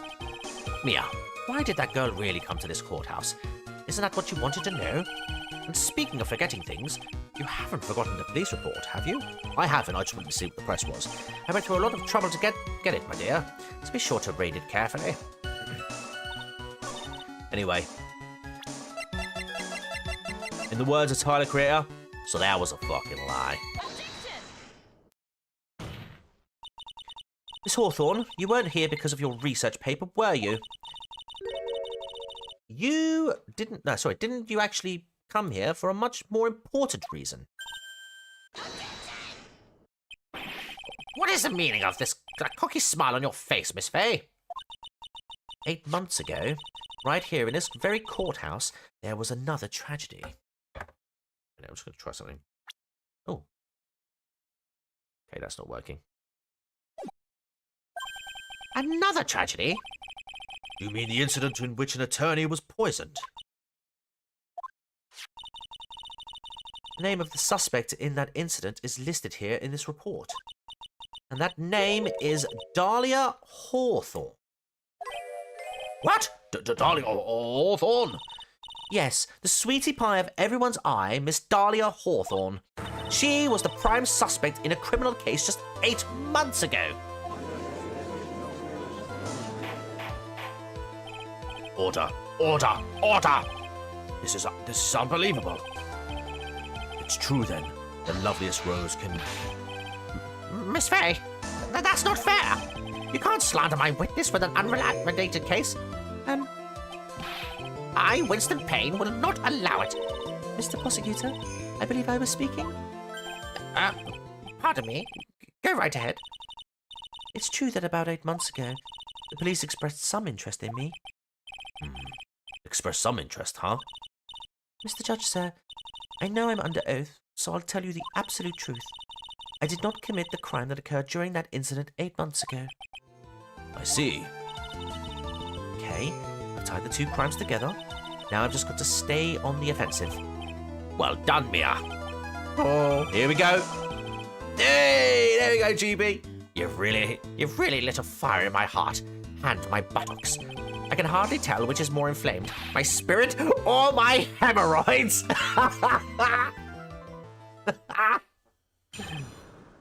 Poisoning. I met the lawyer who was poisoned to discuss something in the cafeteria that day. I left my seat for just a moment, and that's when it happened.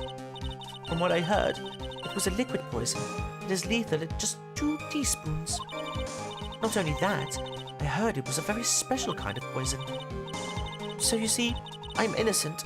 I wouldn't even know where to get a poison like that. So that's what happened here 8 months ago. However, as you've heard from the witness's testimony, she had nothing to do with it. I think the defense is just about out of tricks. I'm terribly sorry, Mr. Payne. And I'm afraid the defense has many more tricks up its sleeve today, and I'll be sure to show them to you before the end of this cross-examination, providing my button doesn't give out. What? Why does the defense suddenly feel stronger? Aha, Mia, you're growing with a true lawyer's aura, my dear. That proud posture and self-confidence, absolutely smashing. Smashing blouse, my dear. Poisoning. I met the lawyer who was poisoned to discuss something in the cafeteria that day. What were you talking about with the defense attorney? Well, I'm sorry, but that's confidential. According to the report, you were being interviewed regarding another case. The lawyer that was killed. He said he wanted to talk about an incident I was caught up in when I was younger. Why don't you tell us all about what that incident was? That has absolutely nothing at all to do with this case. Objection sustained. The defence's question is stricken from the record. You get involved in a lot of incidents, don't you, Miss Hawthorne? Well, I guess I was just born under a bad sign. Don't worry, Dolly. I'll protect you. You heard the man. Now that is true love, young lady. Oh, Feeny, please. Ah, those two really are making me ill, albeit decidedly for different reasons. I left my seat for just a moment, and that's when it happened. When what happened? How long were you gone? I've already answered all those questions for the police, but if you must know, maybe 10 or 20 minutes? And where were you during that stretch of time? Using the toilet? What are you saying, Miss Faye? Toilet? My perfect little Dolly doesn't poop. You heard the defendant, Miss Faye. Better luck next time. Oh, Feeny, please. The police have already looked into this whole matter. This line of questioning is nothing but a waste of the court's time. Objection sustained. Miss Hawthorne, please continue with your testimony. From what I heard, it was a liquid poison that is lethal at just 2 teaspoons. But how much liquid is 2 teaspoons? Well, let me see. My bottle of eye drops says it's half fluid ounce, which is equal to 3 teaspoons. So it's about 2/3 of that amount, huh? The poison was found in the lawyer's mug of coffee. It must have been after I left the table. Someone must have quietly slipped it in there. Not only that, I heard it was a very special kind of poison. She must be awfully backed up then, Phoenix. Maybe she's got hemorrhoids too. And r/bad women's anatomy strikes again. Special kind of poison. Also, well, I heard that it's almost impossible to detect. Oh, and where would something like that come from? I'm sorry, all I know is what I overheard the policeman saying. They said something about using advanced chemical processes to purify it. Chemical processes?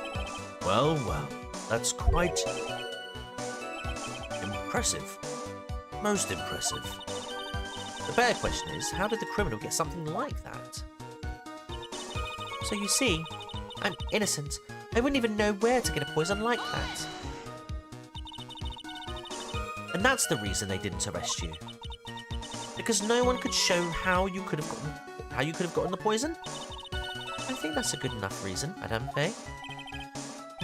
She's right. And I think we've all had enough of Miss Faye's questions. So in essence, the main reason Miss Hawthorne was never arrested for this crime was because no one could show how she could have obtained the poison. All we have to do is find a way to establish how she could have gotten some, right? Right. Now, just how did a literature student get a hold of poison of all things? I met the lawyer who was poisoned. Ah, right. Hold on. I wouldn't even know where to get a poison like that. You might not, but your boy might. Yes! eBay, Dahlia. You can you can get all sorts on there. You wouldn't know how to get that kind of poison. I don't believe you. What? In fact, you had easy access to that kind of poison, didn't you? Oh, no worries, Mogut. You take care, mate. You take care. At your biddly boyfriend's lab. Boyfriend? You mean the victim, Doug Swallow? That's right. Up until 8 months ago, Miss Hawthorne was dating Mr. Swallow. And if you'll recall, Mr. Swallow was a pharmacology student at Ivy University. Pharmacology? His laboratory contained highly advanced chemistry equipment. In fact, without such equipment, the culprit could never have obtained such a rare and special poison. Ooh. Well, Miss Hawthorne, it seems you had access to such a poison after all. And then, it was a matter of slipping it into the victim's coffee when he wasn't looking. The only person who could have done that was the one sitting at this very table. You. No! Order! Order! Order! Could it be? That's nothing but a business. May I say something, Madame Fay? What is it, Miss Hawthorne? The amount of poison in the coffee was 2 teaspoons, correct? In order to carry that much liquid, you would need some kind of container. Well, yes, that's true. I was searched immediately after the incident took place. Quite true. In fact, the entire courthouse was turned upside down. But they didn't find a suspicious container anywhere, did they? She's right. They even mentioned that in the report. Well, you could have easily gotten rid of something like that small. Excuse me, madame, but this is a court of law. If you're saying I threw the poison container away, I think you need to show some kind of proof. Proof? She got me good with that. And you can get her good with this. Come on. Provide some evidence, or I'll have to disallow this line of questioning, Miss Fay. Unless we can come up with some evidence, we're going to lose this lead. The police conducted a full body search of Dahlia and of the entire courthouse, and yet the container holding the poison disappeared right after the crime occurred. You're going to accuse the young lady of committing the murder. Where is the container the poison was carried in? What happened to it? Here it is. Come on, come on. Yes. You were forced to get rid of the container in a hurry, weren't you? And that's why you passed it on to someone that had nothing to do with the case. Someone that you knew wouldn't be searched. Who is this person? Mr. Phoenix Wright, of course. So the defendant was this witness's accomplice? Of course not. She gave the poison to him, disguised as a present. What? But that's... That's a charming little necklace. Is this a little bottle? Oh, it's really quite cute. So what about it? What does it mean, Miss Fay? The day that the witness met and fell for Mr. Phoenix Wright was 8 months ago. August 27th, the very same day as the poisoning incident. Under the pretense of love, the witness gave my client a present. All for the purpose of hiding the one piece of evidence that would give her away. What? Are you saying there's a deadly poison in here? No, there's no longer any poison in that bottle. However, I'm certain that if the crime lab were to analyze it, they would find a trace amount. No! Ah! Order! Order in the court! On behalf of Dolly, I object. Mr. Wright, control yourself. I won't let you bully her like this. Mr. Wright, I thought I told you to stay in your seat. Mr. Wright, why? Why are you going through so much trouble to protect her? Why? Because I'm madly in love with her. Yeah.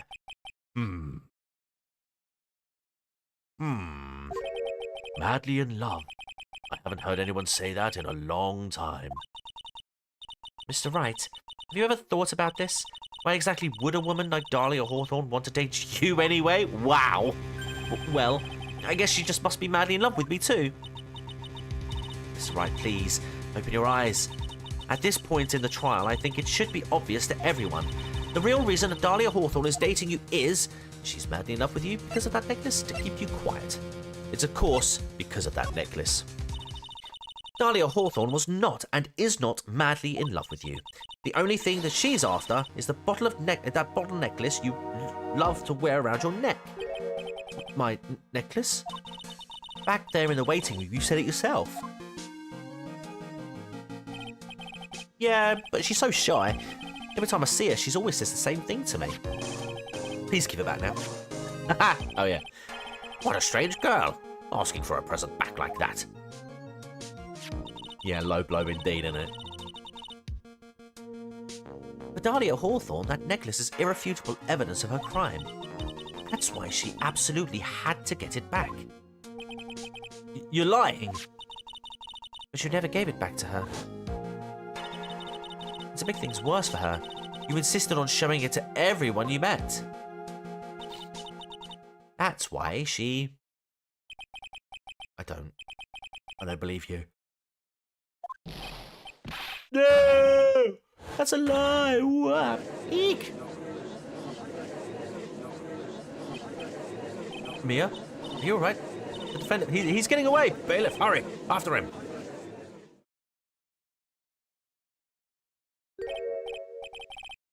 Mia, Mia, are you all right? Yeah, I think so.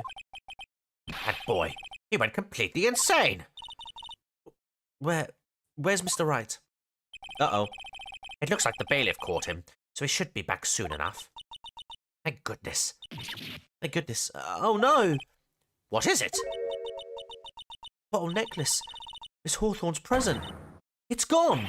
What? That's terrible. Mr. Wright must have grabbed it when he slammed into me. Foolish boy. That's the only thing that could have saved him. What in blazes are we supposed to do now?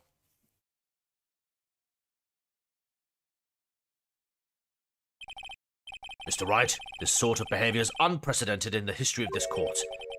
I'm sorry. I'm afraid that your apology is not enough. Mr. Wright, what did you do with the bottle necklace? Oh no.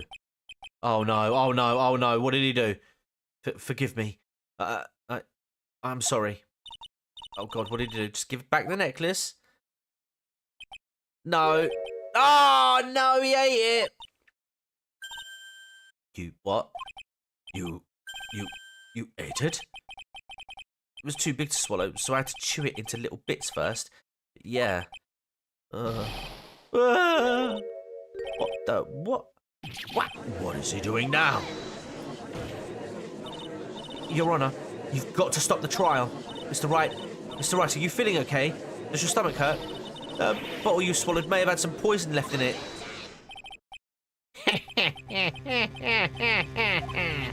It seems the defendant has proven the prosecution's case for us. Clearly that bottle did not contain deadly poison. How can you be so sure? I think that's obvious. As you can see, the defendant is still very much alive. As for the poison, more like a fledgling defense attorney's overactive imagination.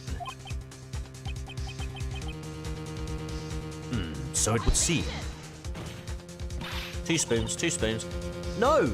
There must be some mistake. The bottle must not have any poison left in it. Either that or the poison must have lost its potency. There. It's all right, rookie.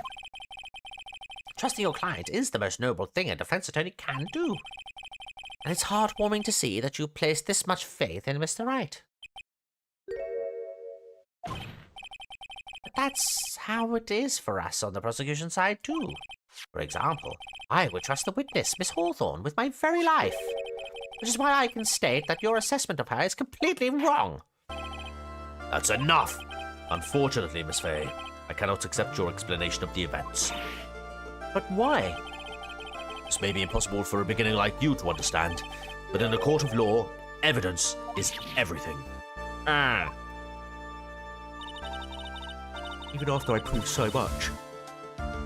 Is she going to get away with everything?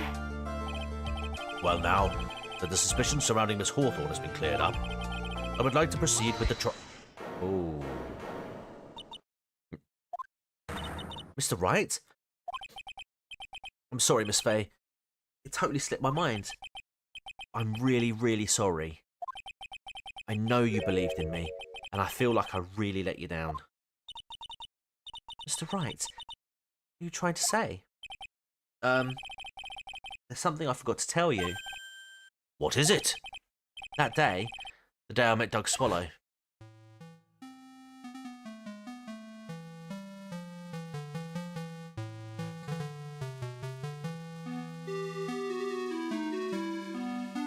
None of your business. I'm telling you for your sake, if you continue to see her, it's going to be bad news, mate.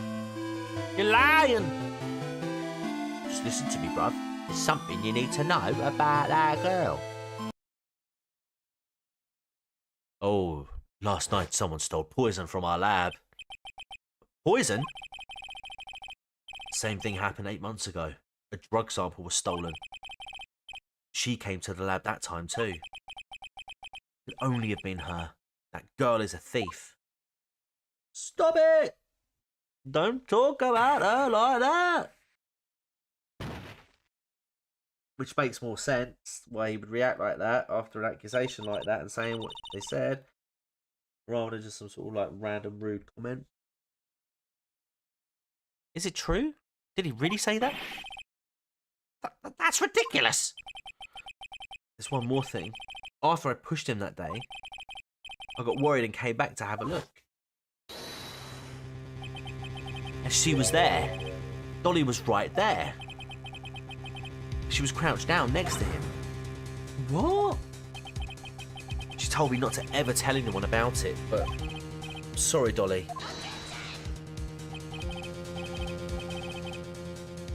Your Honor, this is... The defendant is... Miss Faye, you tell them. Dolly didn't do it. She's innocent. So Dahlia stole poison 8 months ago too, huh? If you put that together with Mr. Wright's testimony, then there's only one possible conclusion.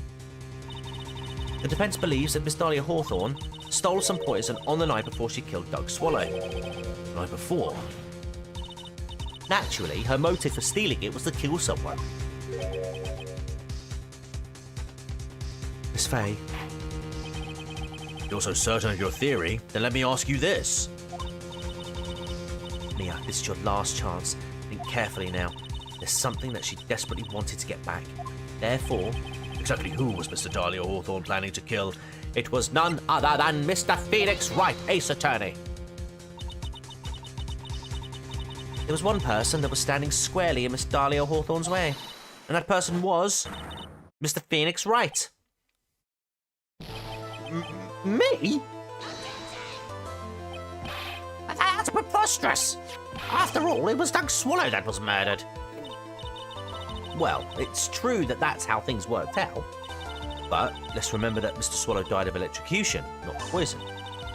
The person that Miss Hawthorne was planning to poison was, in fact, you, Mr. Phoenix Wright. There's no one else that it could be. But how can that be? I thought Mr. Wright and Miss Hawthorne were in love. Nope. No, poor Mr. Wright. This must be killing him. Hang in there, tough guy. I'll bring her to justice, I'll swear it.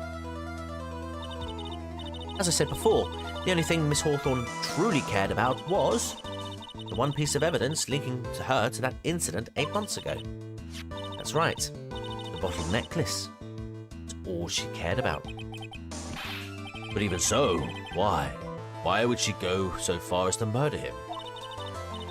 8 months ago, just after the fall of that attorney in the basement cafeteria, Dahlia Hawthorne could think of only one thing: how to get rid of the bottle necklace as quickly as possible.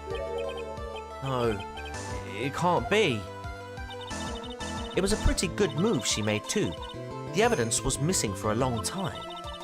There was just one big problem. Although she got him to hide the evidence, Mr. Wright refused to return it to her.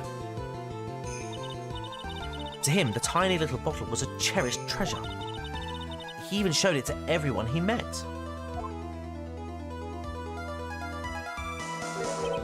You mean that's why she tried to kill Mr. Wright? Correct, Your Honor. It was to retrieve that piece of evidence. That can't be true! It sucks to be you, but yes, it had to be true. Feeny, what a joke you are.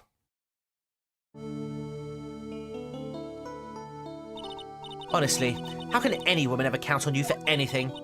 I even told you time and time again to keep your trap shut about me and that necklace. You disgust me. Miss Hawthorne? It appears that we're nearing the end of this trial. Fine. I can tell you plan on making me into a criminal no matter what I say. You are the criminal, Miss Hawthorne. We'll see about that. But first, where's your evidence? It seems your snivelling little crybaby of a client has eaten the bottle as a snack. Oh, well, Hey, old man, are you senile or something? Why don't you say something instead of sitting there with that dumb look on your face? Miss Hawthorne? What happened to you? Are you really that shocked?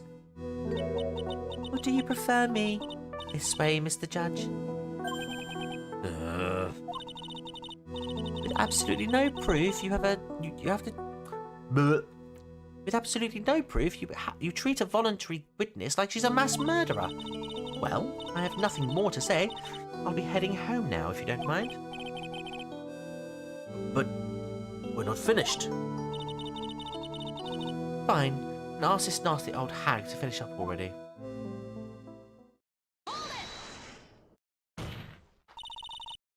I can't let her get away this time. Stop, Mia. If you keep on pushing without any evidence, you could pay the ultimate price as a lawyer. Ultimate price? Be forced to take off your attorney's badge forever, I'm afraid. No. Oh, and she's back.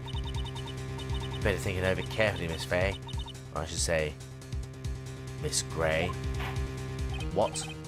Well, Miss Faye, can you provide evidence that would establish her guilt once and for all? Evil Dahlia has increased woodability over nice Dahlia. Okay. If I mess up here, my career as a lawyer is over. But to be honest, at this point I don't have any evidence that's well-founded. Even so, I'd rather lose my attorney's badge than let her get away with murder. Your Honour, the defence would like to present proof. Impossible. You can't possibly. Stupid woman. It is the opinion of the court that there has already been enough discussion. Therefore, I will allow only one piece of evidence to be presented. We haven't done this for a while. I think now's the time to say. Just one? If you are unable to establish her guilt, then I'm afraid that a very harsh verdict will immediately be handed down on Mr. Wright. I understand, Your Honour. I can just imagine the headlines for tomorrow's newspaper. Up-and-coming lawyer plummets to earth before she gets the chance to soar. She was planning to poison Mr. Wright. If that's the case, then the poison was probably in there. Well then, Miss Faye, please present your evidence. Show to this court irrefutable proof that Miss Hawthorne was planning to poison Mr. Wright. It's gotta be. Here it is, Your Honour. The evidence that will prove her guilt once and for all. Cold Killer X, Phoenix Wright's beloved cold medicine. Does our rookie defense attorney have a bit of a cold? If I did, I still wouldn't take this cold medicine. After all, it's been poisoned. What? Remember what the defendant said in his testimony? But I lost my bottle of it around lunchtime on the day of the accident. I always eat with Dolly. Just the two of us. She was the one who took his bottle of Cold Killer X. And she poisoned it, knowing that Mr. Wright was going to take some. Now you're really grasping at straws. After all, it was the victim, Doug Swallow, that was holding the medicine. I would like the court to recall the crime that happened here 8 months ago. Where did Miss Hawthorne hide the evidence? Huh? What are you talking about? She planted it on another person. 8 months ago, her poison was hidden in her bottle necklace, which she then gave to someone else for safekeeping. Someone she had accidentally run into in the reading room. My client, Mr. Phoenix Wright. Yes, that's right. She did the same thing this time as well. After shoving the victim, Mr. Phoenix Wright left the scene of the crime. That is when the murderer, Dahlia Hawthorne, appeared. With her, she was carrying the poisoned bottle of Cold Killer X. This, of course, was so she could carry out her plan to murder Mr. Wright. I believe she did testify that she was going to meet with the defendant.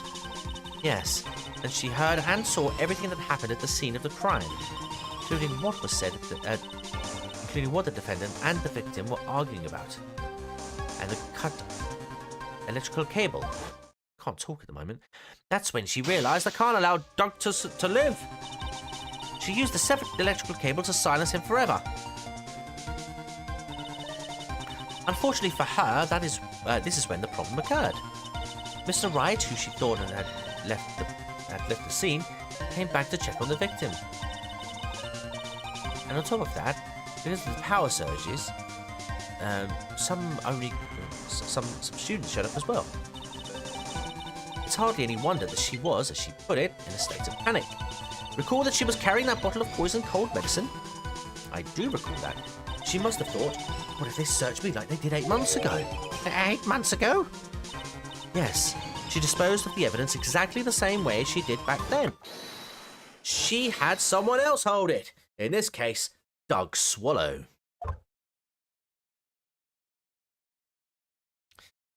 That, I think, is where I would say, rest my case, Your Honour. Oh, come on now, everyone. Surely you aren't fooled, are you? This stupid woman. She's nothing but a filthy, stinking liar. Right, Mr. Prosecutor? Huh? Yes, that's exactly right. It's just pure desperation. I wonder which one of us is the desperate one. So, Miss Hawthorne? It's cold medicine. I wonder if you wouldn't mind taking some. Well, Mr. Wright ate that necklace of yours, right? Now it's your turn to prove your innocence. What do you say? If I'm just a filthy, stinking liar, then there's no need to worry.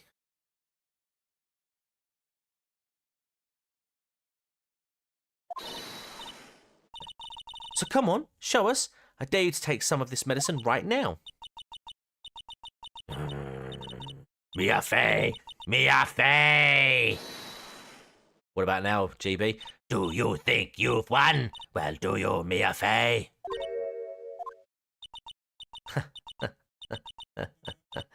That's just fine. For the time being. Victory is yours. The time being? Well, I have a very long memory, you know. You and I will meet again. I'm certain of it. Well then, Mr. Judge, I'll see you later too, okay? Huh? Why, yes? I'm going to go spend a little quality time with the men in blue now. I wish you all the best.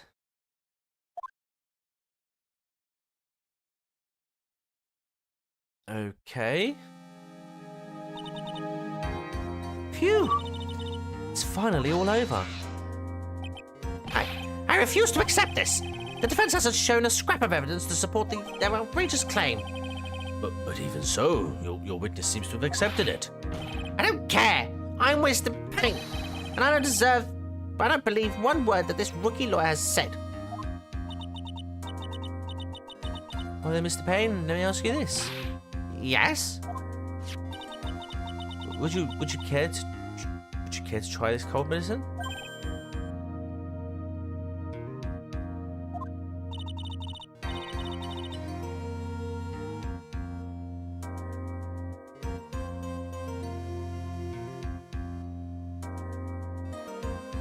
Just a little earlier, I could have sworn you said.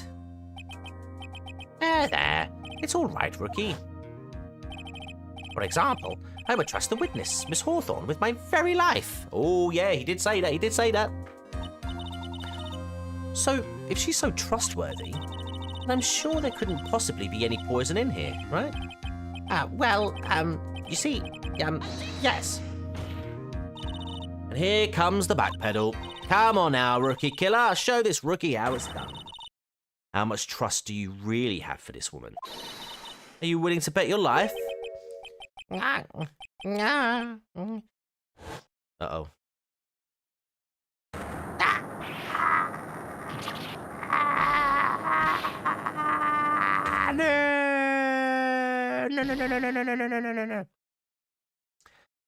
Oh my.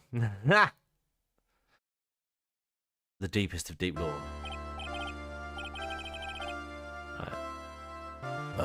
Mr. Payne, about Miss Dahlia Hawthorne. Yes, Your Honor. I'll file papers for her immediate arrest. Tragic. Not surprising. I knew there was something suspicious about her from the very beginning. Don't lie. Just admit you were wrong. By the way, Miss Fay, Yes, Your Honour? was it just me, or did you and Miss Dahlia Hawthorne seem to know each other? Your Honour, whether we did or not has no bearing on this case. Very well.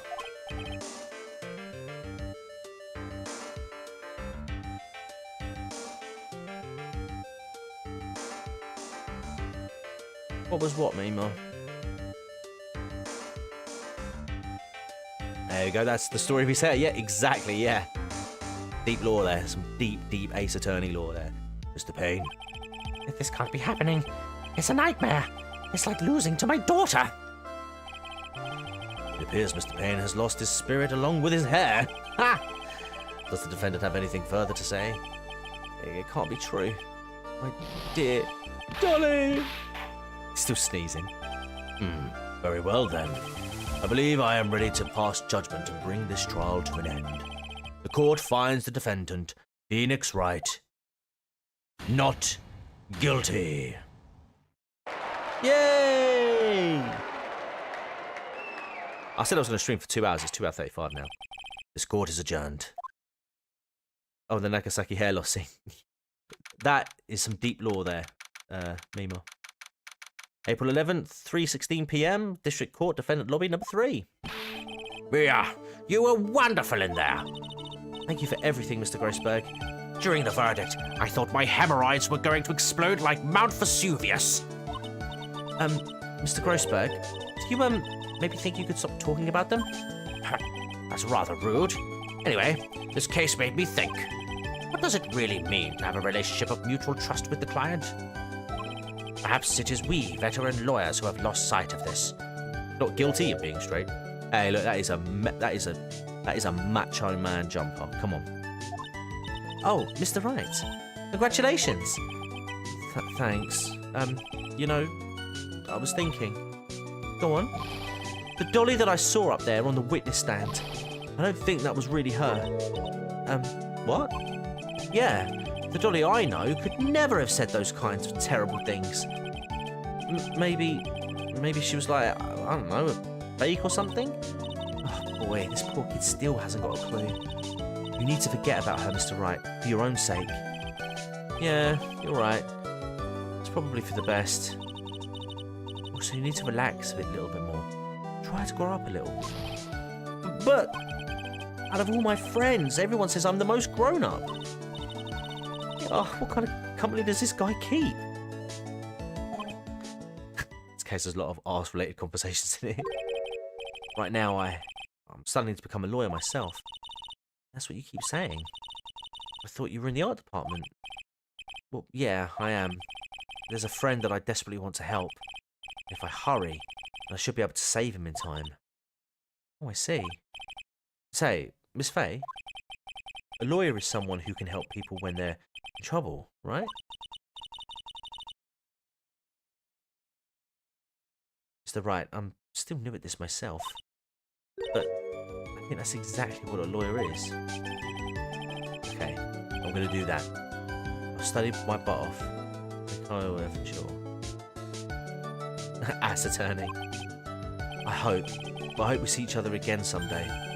Maybe even in court.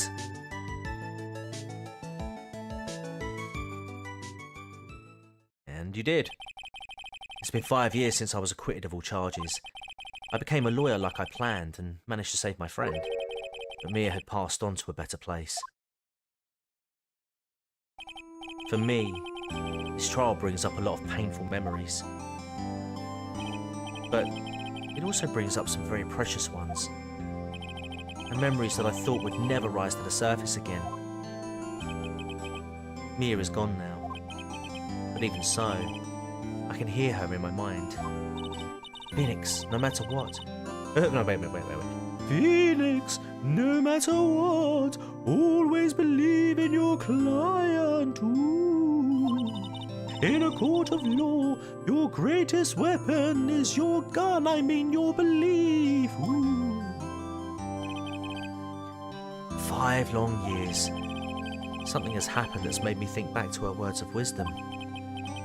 But that is a story for another day.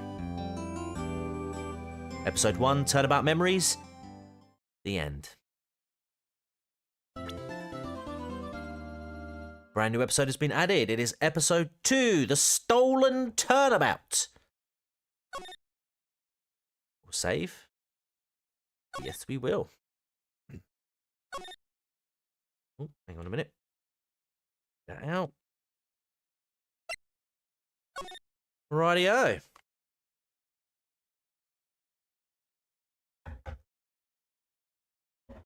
Chat, that concludes the stream. We're going to just hang on a minute. I'm gonna make sure that, no. Right, stop. You're gonna hear some noises in the background, don't worry. Stolen roundabout. I'm not play. I'm gonna. No, right. Okay, let's do. No, we're not gonna do that because. Wait a minute. Yeah, close it. There we go. I'm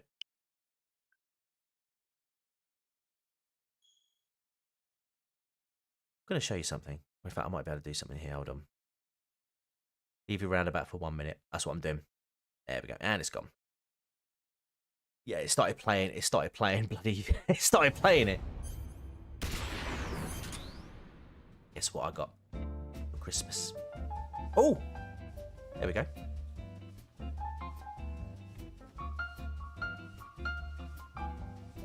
Oh yeah. We have parts 1. We have Metal Gear Solid 1, 2, and 3 Snake Eater.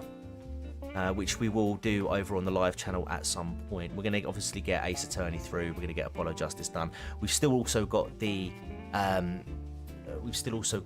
Walking Dead series to get through. So there is plenty of content to enjoy.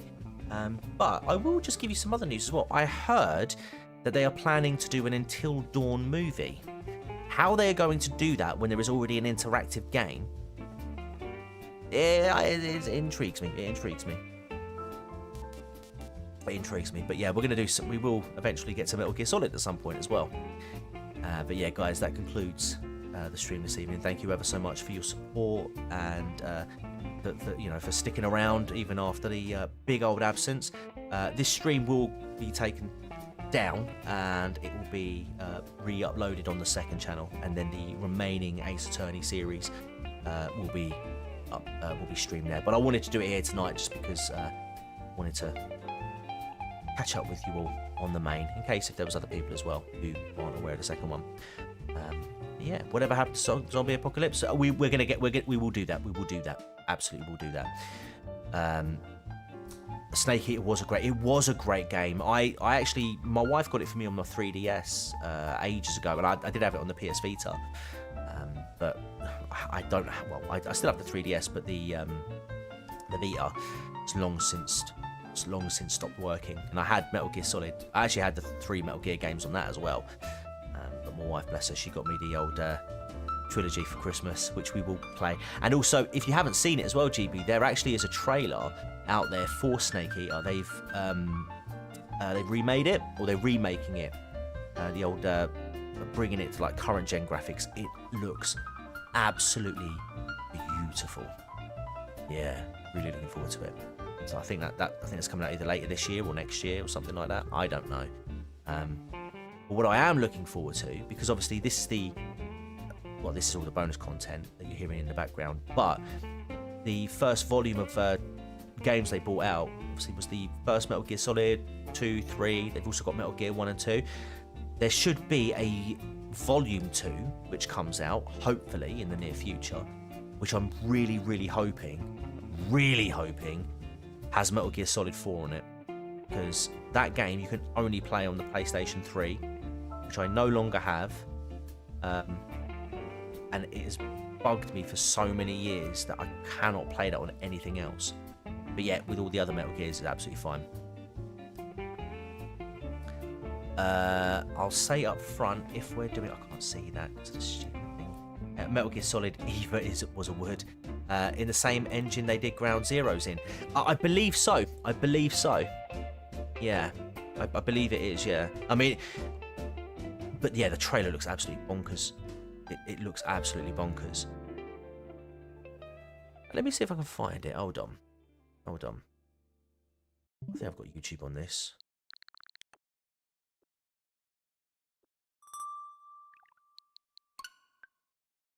Yeah. Pretty sure it will let me play it.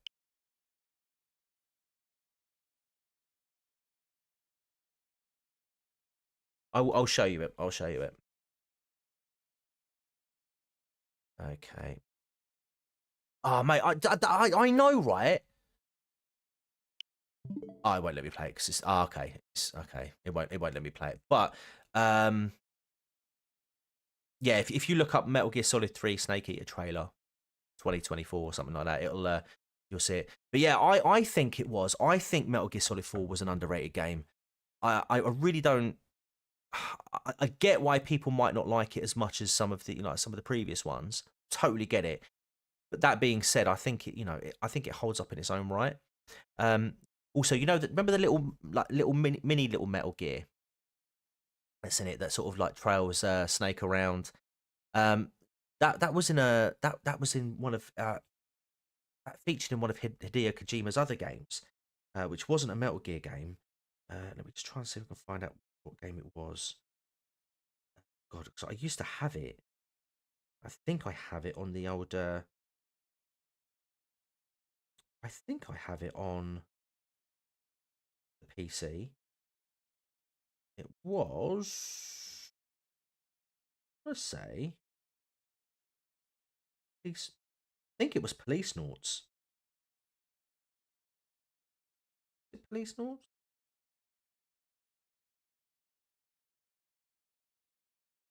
I'm sure it was Police Noughts actually. Yeah, I'm pretty sure it was.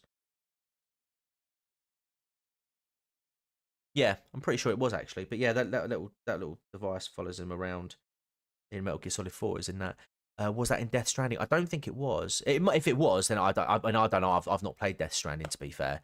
But yeah, I know that little tiny Metal Gear thing featured in one of his other earlier games, and they sort of brought it in as a little Easter egg, I guess. But yeah, so yeah, guys, I'm gonna call it now. It's like nearly 1 o'clock in my neck of the woods in the morning. Christ, thank God it's Sunday tomorrow. We'll probably. Do you know what? I think, to be fair, with the gaming streams, Saturday nights work for me because I don't have to get up for work the next morning, and it works. So we'll probably do this again next week, but it will be over on the second channel. So yeah, thank you ever so much for stopping by. I am researching a true crime case as well, so that will be out as soon as I can get it out. I'm aiming for the end of the month, and there will be a community quiz as well. I'm going to move it to monthlies, I think. Gives me extra choice with questions, and I can try and. I did find at one point I was struggling to get like 21 questions that would fit, so gives me a little bit of extra time to get that put together and just fresh it out, and also get some guests as well. Focus on getting the guests in. Because we had some really good guests at the sort of like November, October time, December as well, of course. But appreciate people are busy, so I've given them a bit more notice, and might be able to sort something out. But yeah, anyway, I'm gonna go get those emojis sorted out and those channel stickers, those channel badges as well. So hopefully next time we're streaming or whatever, you'll have a little icon next to you. It's been long coming. Right, anyway. Until next time. Take care. And goodbye. Justin and LPR will always be on the streams. Guarantee it. For now.